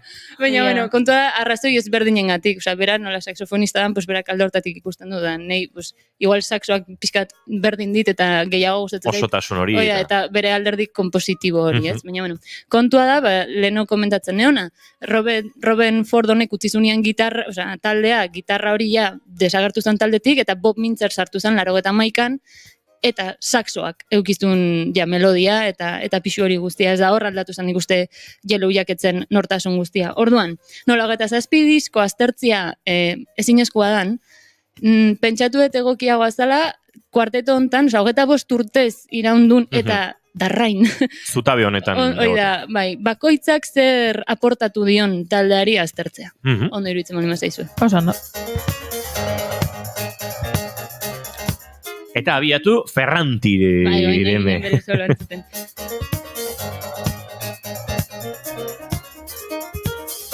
Eski adiktiboa da tema, baina barkatu. A ber, Ferrante da taldeko kompositore nagusia. Osea, igual, 27 diskotan, más o menos 12 bat abesti disko bakoitzean, deala, pues ez dakit, zenbat abesti? 300, ez dakit guztira, más o menos. Pues 160 berriak dira. Edo uneko, bai, porai, holako zerbait. Bereak, eta, bueno, eta gero daude, beste engandike baita ere batera sinatuta, ez? Osea, batzuk dira bereak 100, da beste batzuk elkar, 2 edo 3 artean eginda. Eta Bob Mintzerrek ere baditu bereak. Kontua da, pianista bikaina dela, osea, oso ona, zer gehiago, pues, kompositore bezala baita ere, estilo propioa eman dio taldeari, eta, klaro, taldearen historia guztia darama bere gain. Osea, 57 urte eta gero, pues, hemendik 3 urtera ja, mende, erdi. Bizirik jarraitzen baldin badu, espero dugula baietz, eramango du historia guztia bere gain. Eta digamos, hori, taldearen nortasuna eta taldearen estiloa berari esker dela hein handi bat, berak egin ditu konposizio gehienak. Bestalde, bueno, entzun dezagun hor, Claire Song, hemen nik pentsatu nun sekuentziadore bat zeola edo horrelako zerbait, eta zuzenekoa behitu nun ziurtatzeko, ze abesti hau dago zuzeneko batetik ateata, eta ez beha da, denbora guztian.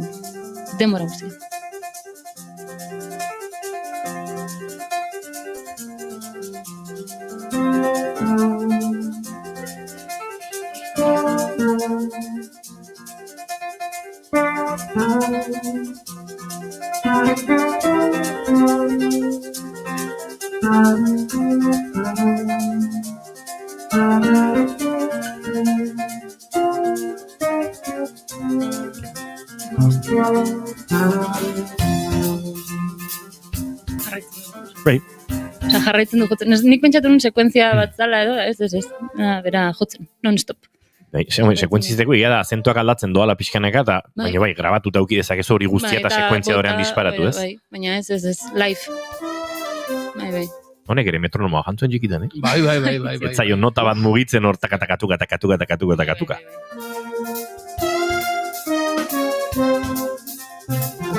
Eta hor gainera, Charlesa dauka, horrek haren nabarmenago egiten du bizka mugitzen baldin bazara, eta ez, doaz, batera. Ez que laurak dira mundialak, lau musikariak dira, da ono berena. Eta ez dakit figatu zaten, melodia zein ekin du. Orain entzuten gana etzan melodia. Osa, jarri, botatzera. Ea, asmatzen duzuten melodia zeinek egin duen. Posible baldin bada, eh? Zera egiteko beste bide batera jo behar dut. Bueno, barduan ezkezkatu, aurran joan. Ezkezkatu. Ez egin modu batzak. Bai. Baina pianistak jarraitzen duen, osea, nabaritzen da hor behian, jarraitzen duen. Taka. Bikaina, eski bikaina. Oso virtuosoa, oso ona. Baina lehenago zan? Bai, osea, hasieratik, praktikamente. Oida, introa. Ez. Bueno, bai, entzun daiteke. Daude orain 2 melodia egiten. Ze instrumentu dira? Bat bajua da, ez da? Bai. Eta bestea, hori ez da egite eguia bera dan, ez? Bai, hori da, oso ondo, joe. Ben.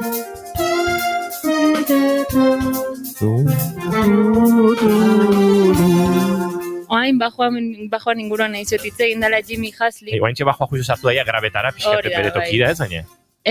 Jimmy Haslip da puto crack, osea ez dakit nik ez dut ikusi azken aldian gauza hobeagoik, da virtuoso bat. Eta soinu eta teknika oso bereizgarriak ditu, bera ezkertia da, eta gaina abesti honetan jotzen du 6 sokako baxuakin, eta ez ditu sokak tokiz aldatu, alegia. Sokak grabeena behian gehatzen zaio, eta agudonak goian, osea alderantziz. Eta orduan, klaro, teknika propioa daka, bere estiloa daka. Eta bere irakaslea agian musika mota asko entzun dutenek esango dute, honek daka beste baten bat gogorarazten dit. Bere irakaslea izan zen Jaco Pastorius. Ez dela irakasleetan igual luki daiteken zorterik onena. Eta Kurioso da, biak urte berekoak direla. Jaco Pastorius eta Jimmy Haslip, bai. Bai, bentsatu nuen, ostras, hori adina diferentzia ondirik ezintzuela egon, eta ia bete berean jaioz diren da. Bai. Osea, bai, adin berekoak, bai. Eta bere irakasle izan zen, orduan soinu aldetik eta pila bat nabaritzen da, baitare garaia oso antzekoa da, eta de hecho pendientak atu de report taldean inguruan hitzaitea hor, nik uste antzekotasunak alko dituzuela entzun baitare. Eta bakizu ezertan hemen fantabulosoena. 2012an, Jimmy Haslipek talde untzizun asko pentsatu ondoren, eta ja zitun 61 urte horrelako zerbait, eta esan zuen, bueno, ni ja, nekatuta nago, nire familia ikasoi nahi diot, eta orduan talde utziko dut, eta ordezkatu zuen Pastoriusen semeak. Felix Pastorius, hoi da. Eta iruditzen zait, en plan, zirkuloa itxi egiten dela. Zirkuloa itxi egiten dela. Mundiala iruditzen zait. Oain, jaketan hontan, berak egiten du melodia. Entzun.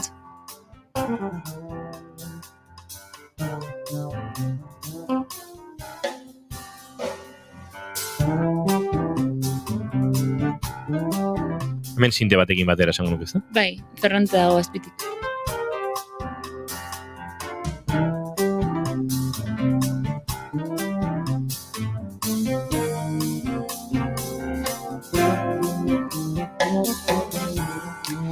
Jarri ezagun urrengo audio eta entzungo dezute zelako virtuosoa dan, tipua bere ezkerreko eskuekin.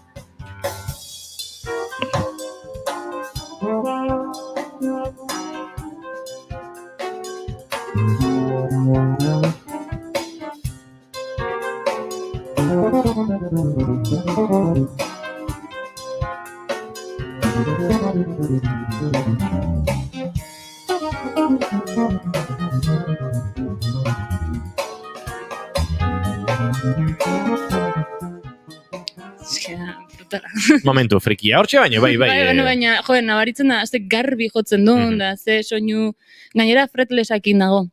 Oaindik zailago, ezkertia, sokak aldrebes, fretlessa, 6 soka. Momentu frikitxo bat zabalduko, frikiagoa oraindik. Atzo, Instagrameko algoritmoak erakutsi zidan, pieza bat, plastikozkoa, eta krilaton moduko bat, bajuaren edota gitarraren mastilean jarri, eta lehenengo 10 trasteak edo freldez bihurtzen dituena. Eta interesgarra iruditu zutaidan. Bai. Zer raro, ez? Bai. Baina nola bilakatzen ditu fretlez? Dago oso ondo diseinatuta nolabait mastiaren gainean trasteak estaltzeko, eta soka orduan mastila eta soka eta mastilaren artean plastiko hori dago. Vale. Eta orduan freldez bihurtzen du. Ez da gizer sonido emango duen taktuan, baina probaketan eta oso ondo sonatzen zuen, musika mikrotonalean eta murgiltzeko aukera ematen dizu, eta gauza oso xeleberak, baina, batez ere, pixat kontrabajoaren edo traste gabeko instrumentuaren kolore horietan, eta, besterik gabe. Nik ikuseten raroena da, bajo eta gitarra den instrumentu bat, osea, mastila buelta ematen dijoa, bueltaka doa. Atzo, bideonen ostean hori agartu zitzaidan. Flipatu nun, baina zer dago, zertarako. Sitar baten itxura hartzen du pixka. Baina, buelta ematen, no sé, oso raroa. Bueno, jarraituko dugu aurrera. Bob Mintzer, gizon honen inguruan pixkat jardun genuen, 81an sartu zanean taldeari, digamos, jazz gehiago ekarri zion, funketik pixkatatea zun, edo rocketik baitare pixkatatea zun, eta jazzera hurbildu zun, pixkat komposizioak zaildu zitun baitare, eta komposizio askoz bete du taldea, bai, osea, erdia ez, baina igualeren bat, bai. Eta innovazio handia ekarri zuen eguiarekin, saxoarekin eta klarinetarekin bai, eta de hecho, normalen jotzen du. Bai, klarinetearekin. Ni 5 urte ikasi nuen. Bai, kontatu diguzu, bai. Pues berak ekarri du... Asteartero. Asteazken eta joten nintzen klaserago, Juri. Asteartetan ez. Bidea ondo. Bueno, kontua, normalean erabiltzen du edo sopranoa, edo tenorra, saxo tenorra, edo bestela euia. Eta, entzun dugu Ancestors berak egindako abestia. Pizkat desberdinago dela.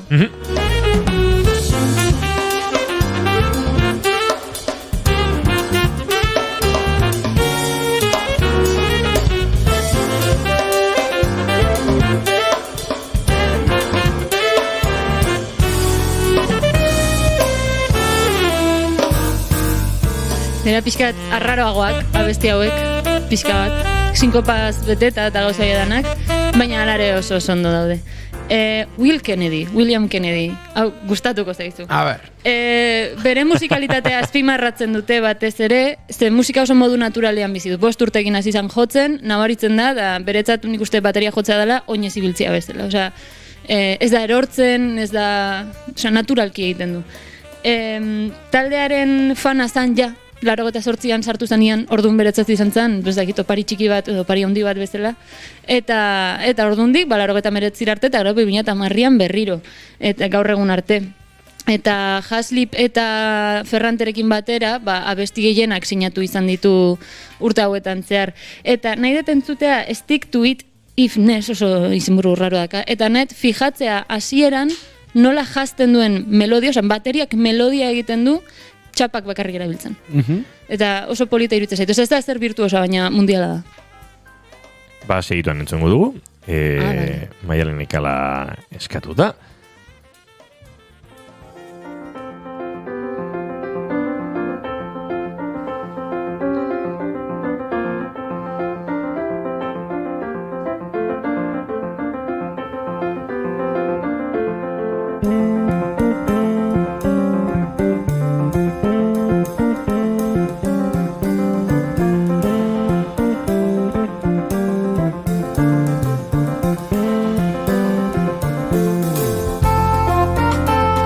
Oso polita iruditzen zait.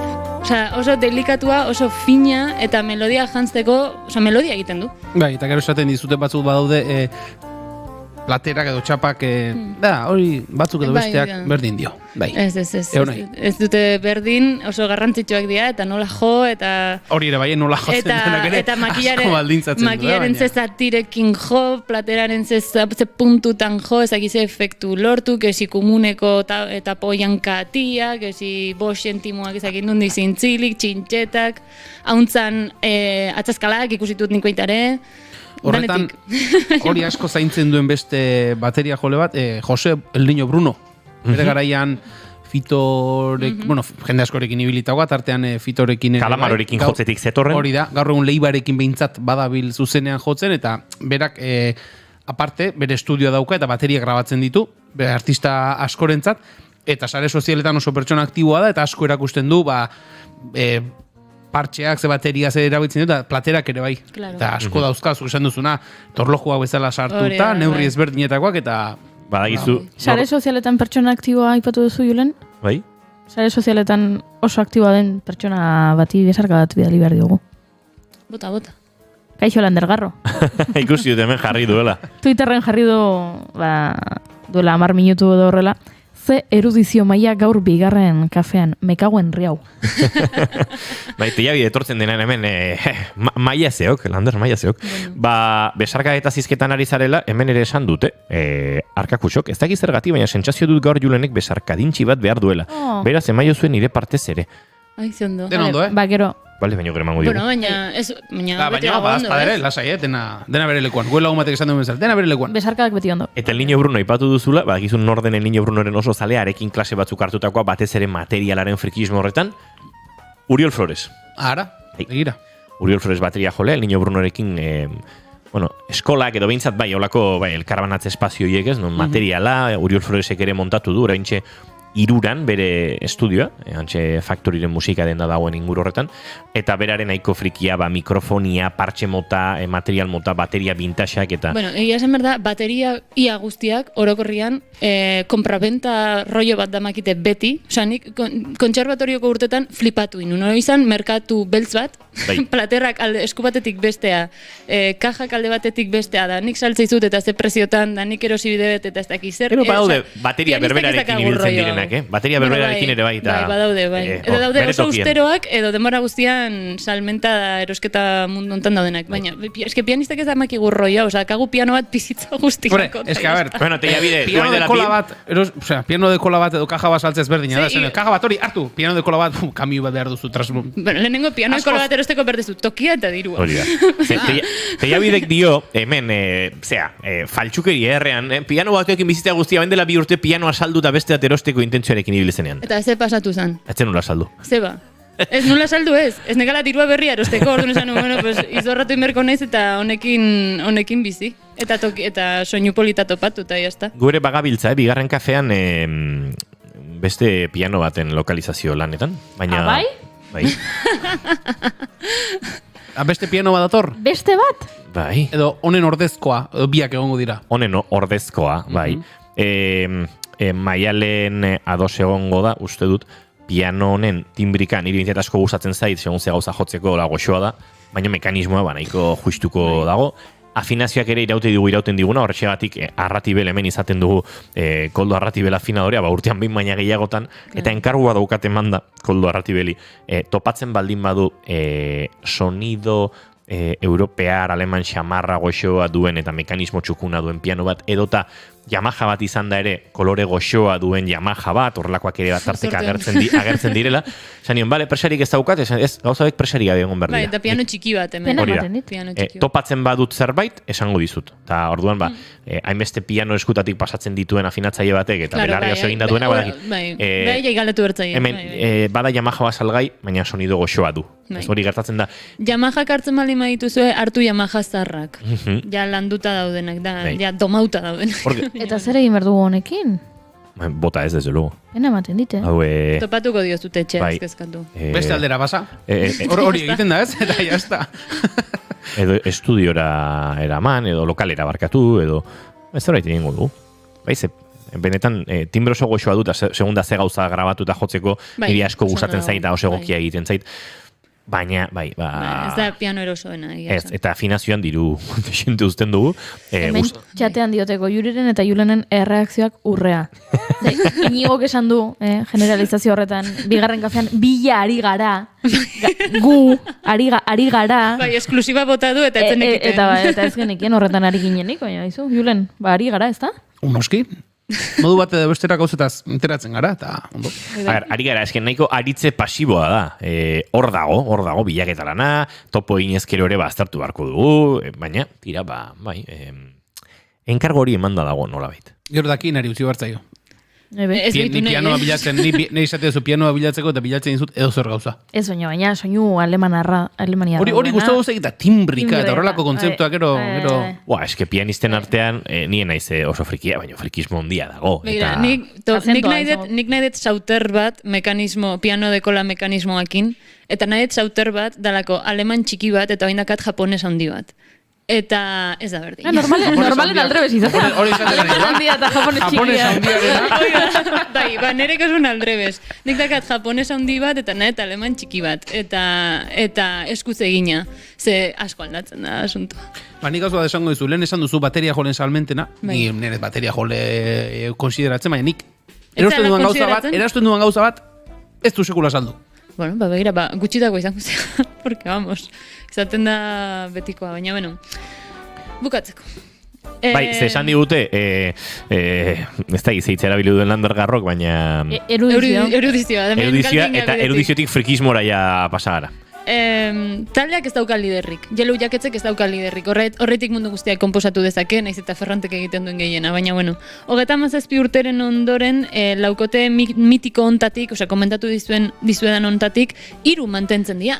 Ez dagoela bat ere gaizki, hau da, 80ko hamarkadako laukotea komentatu dizuet, eta orain 2024an hemendik 3 daude martxan.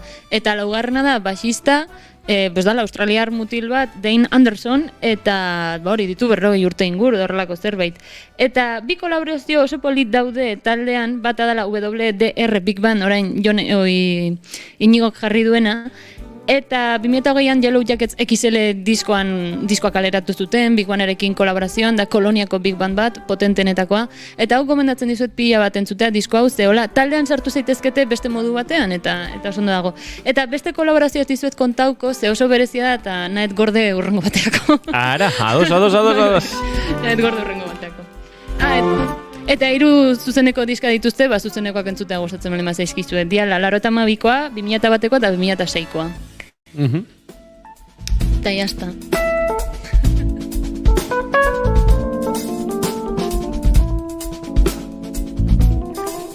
Eta hau, burli bada? Ez Rodesa. Rodesa da? Bai, uste Rodesa dala. Bueno, ni ez naiz oso aditua asunto hauetan, Batzutan ez da erresa, burlia eta Rodesa. Esango nuke Rodesa. Esango nuke.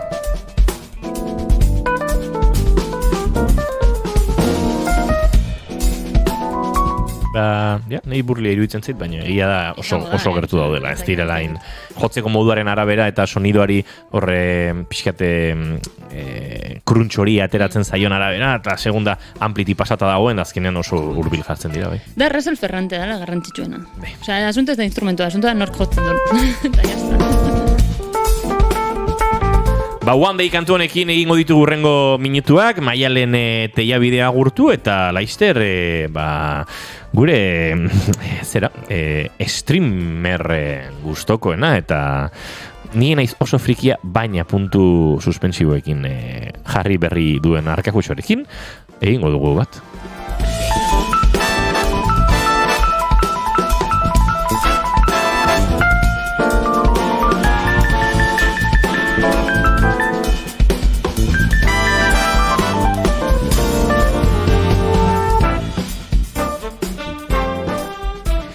Goizeko 11:26 minutu ditugu eta Arkakuso dagoeneko prest da, baina argitu beharko digu, zer den kakotxartean jarri berri duen, hau. Ni naiz oso frikia, baina Arkakuso, egunon? Egunon, zer modu zaudete? Zu ondo? Tagu? Ez dakit. Ze nire hautsa bikoiztuta entzuten dut. Nire hotxe bikoiztuta entzuten du, dena keja, jaztu zuzure hotxa biztuta entzuten, Arkakuso? Ez, baina gainera kexatuko zara, kakotxen arteko hori zuk esan dako gauza bat da. Bai. Eta izan zitekeen aurreko tartearen izenburua. Ni naiz oso frikia, baina. Igual teiabideren espazionek, txuribeltzeko teklek behar duten mikroespazio bat. Ni naiz oso frikia, baina. Ez dakit nork babestuta, ni naiz oso frikia, baina. Hemen por alusiones esaten dena, teiabidere badator. Frikia izan berda. Hombre, denok ditugu gure frikitasunak. Bueno, baina tartetxo horri agian denbora tarte zehatz bat eskaintzen badiogu, zan daiteke zuri beltzezko tekleen barruan tartetxo txiki bat, eta hori guztiz frikismoaren gorazarrea egiten dugu, duzue?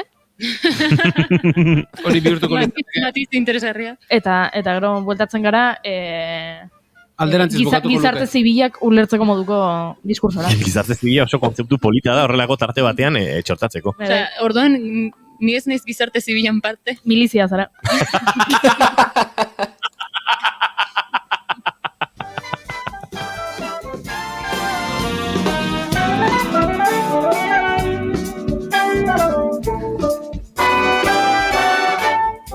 Egia da bada pixkat musikaren miliziana, teiabideri. Horregatik. Ez. Jazta, erabaki dugu. Arkakuso, beraz, egia da, kolorea oso antzekoa du, gaur Goiuri eta Arkakusoren jertxeak. Nik uste argi berean baleude, berdin ikusiko genituzkena. Bai, nik uste dut tono oso antzekoa dela. Kontua da gaurko kamarak, ez dakit zergatik normalean erabiltzen duan kamera ez du detektatzen ordenagailuak, baina tira, orduan dago bigarrenarekin eta da pixkat kaskarrago. Bigarren kamera. Hori da, enaiz oso frikia, baina zazpi kamera dauzkat serian instalatuta bata bestearen atzetik. Eski bestela, elkarrizketak egiten ditudanean zuzenean, gonbidatuek edo elkarrizketatuek ez nauten ikusten. Ze, kamera nagusia badoa zuzenekora. Horregatik da. Errespetuagatik. Nik ere, baina ondo da. Hori bai, ari gara luzatzen gaiaren aurkezpena, Nik oraindik ez dakit zertaz jardun behar dugun. Nik bai Instagramen petatzen ari dan modelo batetaz. Hori esan ditarkak. Zek jarraitzen dituzuen modeloak Instagramen. Osea, modeloak, pertsonak, modelo lanetak duten duten. Modeloak. Nik ez. Modeloren bat jarraituko dut, nik ziurrenik bai. Nik ere ez dut uste inor jarraitzen dudanik. Modelori jarraitzen dudanik, baina ez dakizu. Nik bai, pare bat. Bueno, bai, baina lagunak ditudanak. Lagunak, bai. Nik ez, baina ez dira nire lagunak, baina jarraitzen ditut. Nik ez da, baina kontua da, badagoela, aipatu duzun bezala, modelo bat petatzen Instagramen, baina ez dela ezur aragizkoa. Ojo, cuidao. Epa. Nola ba? Epa. Adimen artifizialaren bidez sortutako pertsonai bat da, ez dituena publikazio askorik, 50 publikazio inguru izango ditu, bere izena Aitana López da, oso izen arrunta Espainiar estatuan eta abizena ere oso arrunta, bere erabiltzailea fit azpiko marra Aitana da, eta bere erabiltzaile izenak esaten duen bezala, fitness mundua gustoko du, baina ere gustoko du cosplaya eta gaming mundua, osea, ematen dio denari. Eta zer pasatzen da, badituela 90.000 jarraitzaile baino gehiago Instagramen, eta oraintxe bertan ari naiz sartzen, eta ez 90.000, ja ditu 304.000 jarraitzaile, 104 publikazio ditu, eta hori ikusten dugu, sartzen baldin bazarete fit azpiko marra Aitana erabiltzailean, baduela oso kolore identifikatiboa, ez? Dela ilea ere arrosa kolorez jarrita, eta normalean bere argazki guztietan agertzen da arrosa kolorea kontrastatzen beste koloreekin. Eta, egia da, barneko arroparen... Sexualizazioa, ez? Bai, hori da. Sexualizazioa dago. Hipersexualizazioa. Eta irudiak dira oso filtratuak bezala, ez pixkat... Hiperrealistak. Hori da hitz, eskerrik asko arkakuzo. Zingo nuken zua. Baina, komentarioak, gizonezkoen komentarioak, Aitana ez zaitut ezagutzen, baina nire crashia zara eta zurekin maite mindutan nago. Hori da. Batzuk ez dakite. Eta hori bioan edo profilan jartzen duela Barcelonas Digital Mus ze bada agentzia bat sortzen dituela adimen artifizialaren bidez modeloak, eta jartzen du zein den enpresa, Gamer at Health and Fitness Lover, hau da, gamerra bihotzetz eta fitnessaren maitalea, eta Powered by AI, adimen artifiziala. Orduan jartzen du, baina jendeak ez daki. Eta inkluso, omen dauka, edo hasiera batean, omen zaukan OnlyFans.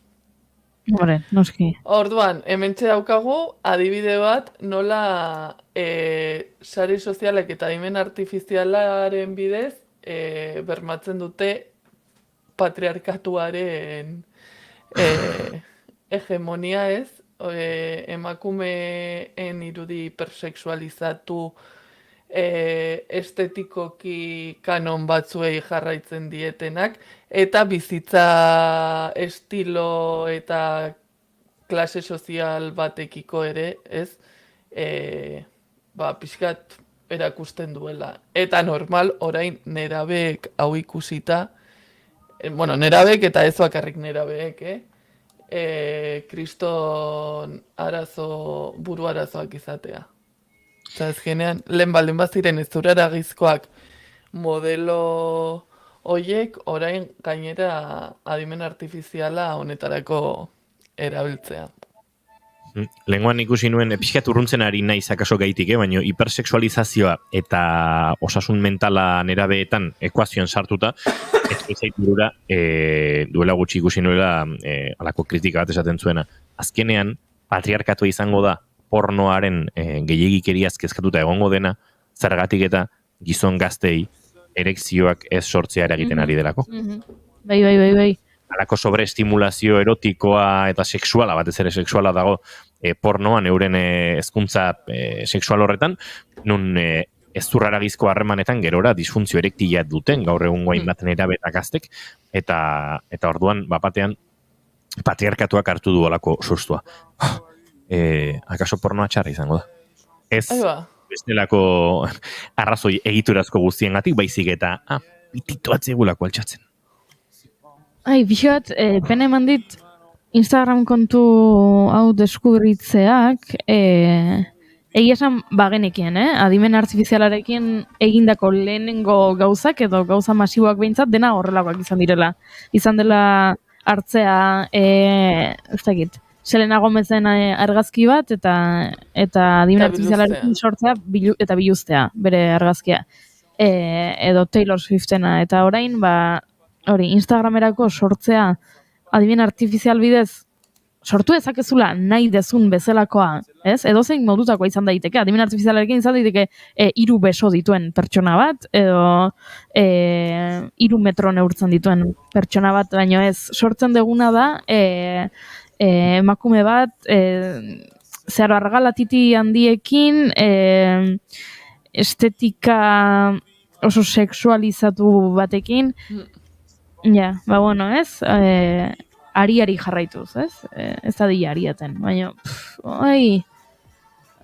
ze pereza. Bai, pereza eta miseria pixka denek. Baina, bueno, badakizue eta pixkat gaia zaldatuz, zer ez duen ematen pereza? Irla paradisiak batean bizitzea. Gustatuko litzaizueke? Bai.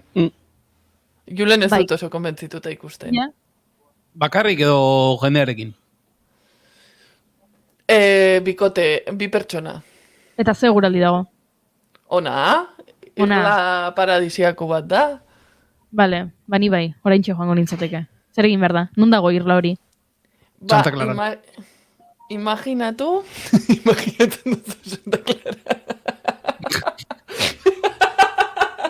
Barkatu. Jarri nuen baino oso polita kantu hau. Bai, polita da. Barkatu, Arkaguso, The Wild Lotuseko abestiaren bilan egon. Paradisiako esan du eta... Eida, kurritu zaitu Hawaii The Wild Lotus. Santa Clara ez da Hawaii. Ez, eta irla, hitz egiten ari naizen irla hau ere ezago Hawaien baizik eta erresuma batuko irla virginetan.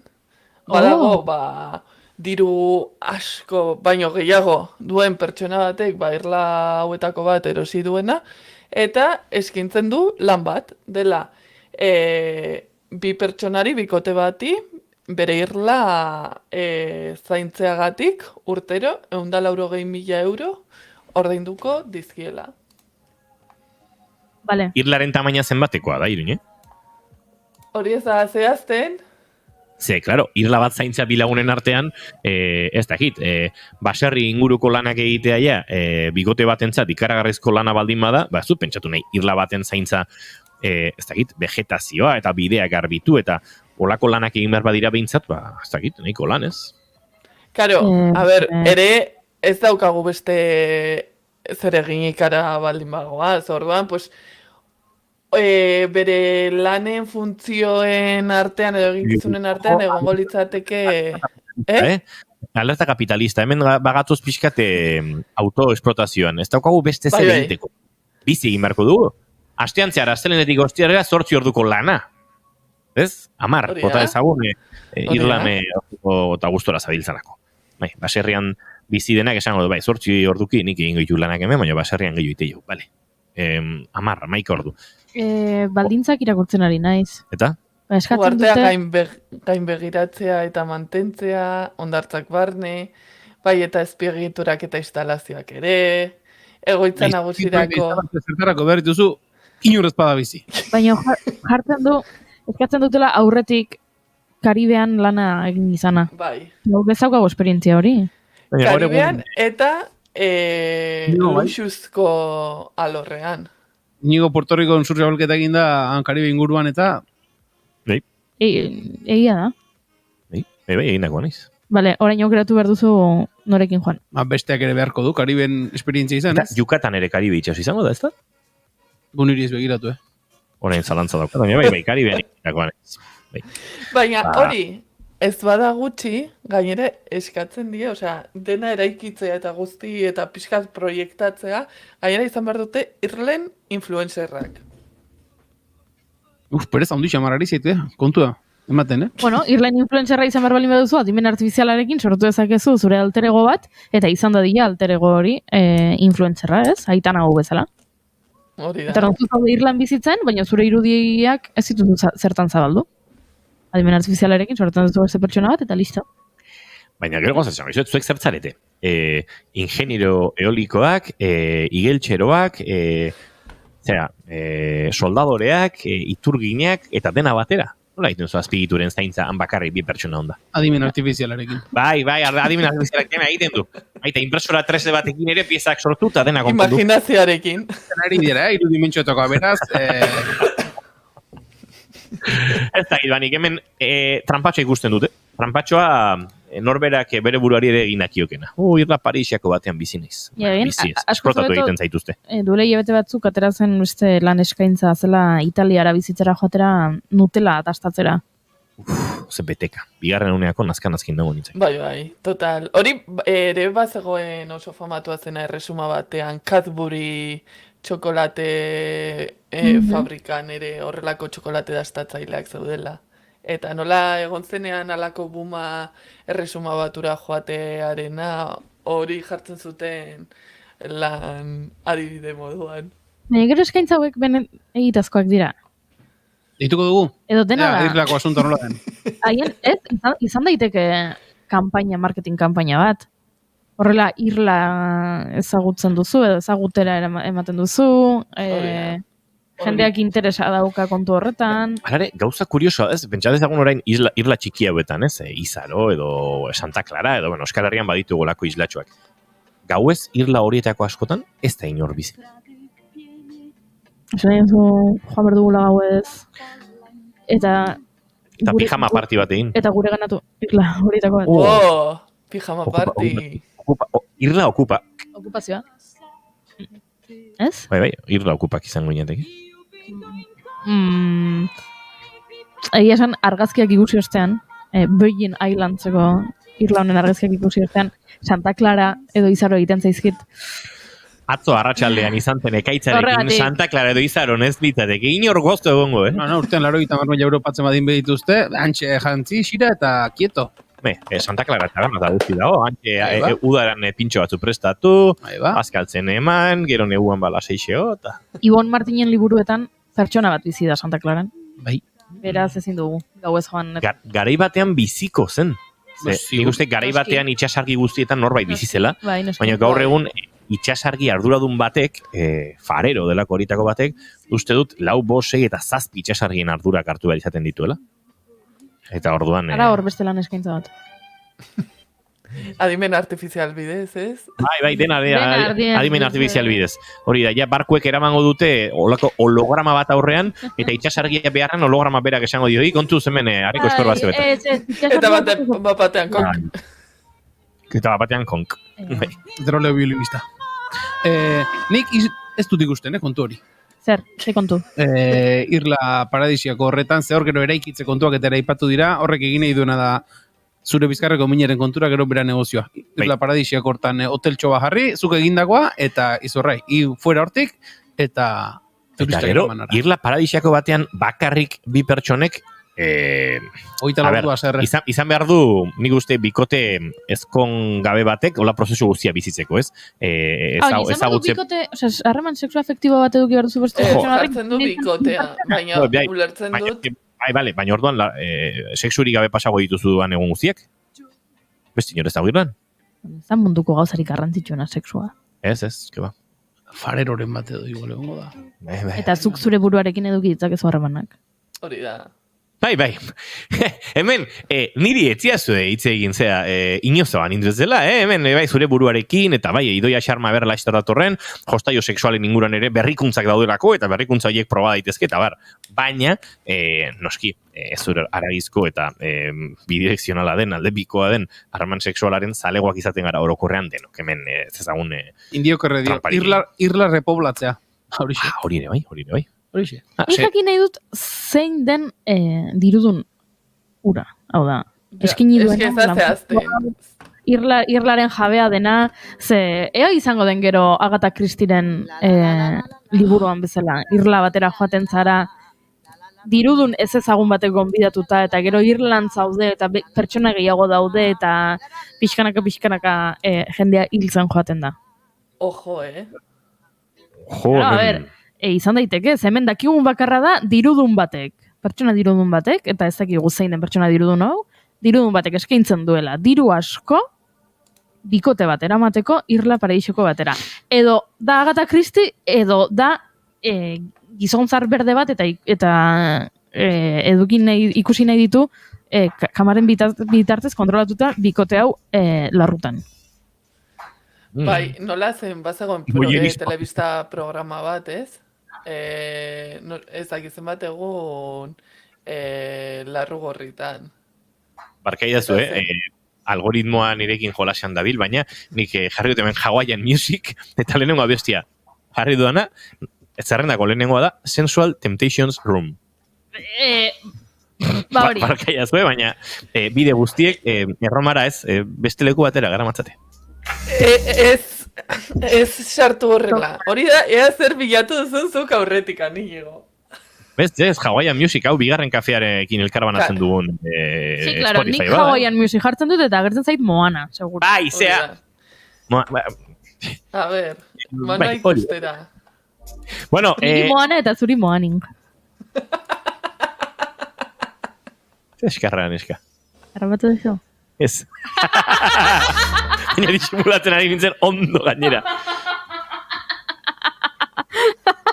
Moaning, enon nitzago ezagutzen. Bai. Pentsa, nere buruan nora joan den, Moaninekin etorri zait antzeko izenburu bat, ez dakit, edo jazz estandar batena, horrelako zerbaitena? Ez ba. Bueno, entzuleri izango diogu zen. Partitura bat etorri zait burura. Baina, seguru Moanik partitura hori? Agian bai, izan daiteke. Izan daiteke, baina ez? Bueno, Moanin da gaztelaniazko gemido. Hori da. Maialen telebide bota izun zehar begiratuak akabatu ez bat zaitu, egundo berrogeita urte biziko zaren nigo. Telebide ez zaitu entzuten beraz portazeko zerre baduzu esaiazu WhatsApp, edo mikroz, baina tira, bai, nik partitura etorri zait burura, baina besterik gabe, ez da zer gertatzen. Akakoso, 3 minutu dauzkagu agurtu aurretik, hor gai bat ola zintzilika geratu zaigu, ez da egite bixi-bixien aipatzeko modukoa bada, ez da? Bai. Pozik egon behar dugu, pozik zaudete, bai, venga. Ze entzumen superbotere duen sator itxu iridizente, nola de, iridizente euskeraz? Bueno, barkatu, Bidek baiezatu berri dit, Moanin jazeko abesti badala, Jazz Messengers taldearena, bien ni ainoker. Eskerrik asko, bide, beraz, nahiko txukunari nintzen. A ber, eske jaza baino genero sexualagorik. Bau, Chill Out 2017 Sensual Temptations Room. Barkatu Arkakuso, zer da bilatzen ari garena? Animalia bat. Sator bat. Bai, agertu dela Ego Afrikako areazko dunetan. Eta entzumen gaituna dauka. Hori da, osea, konektatzen du bigarren kafearekin. Eta kontua da duela 87 urte baino gehiago direla satoritxu honek azkeneko zagertu zenetik. Eta agertu zat jotze zuten orduz gerozti beraz. Bai, hori da. Itxua da entzumena ikaragarria. Hombre, eski, pentsatu, zuei ikusteko almena kentzen badizuete?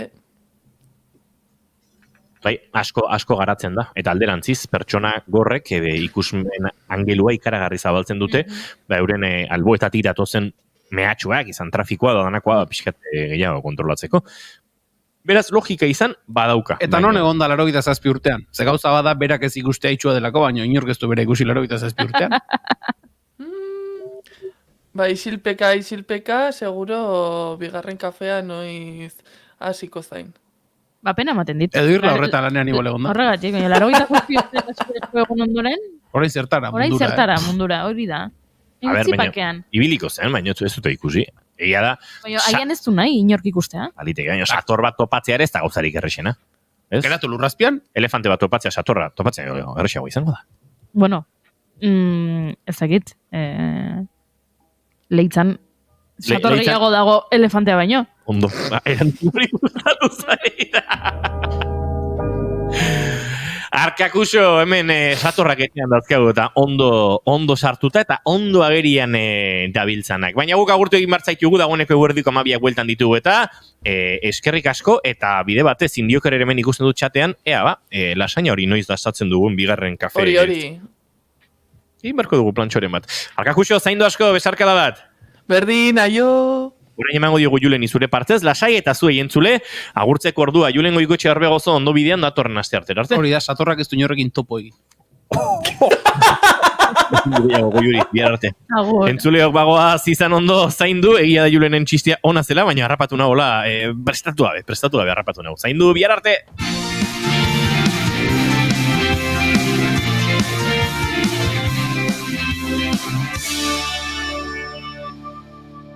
Keep calm and bigarren kafea.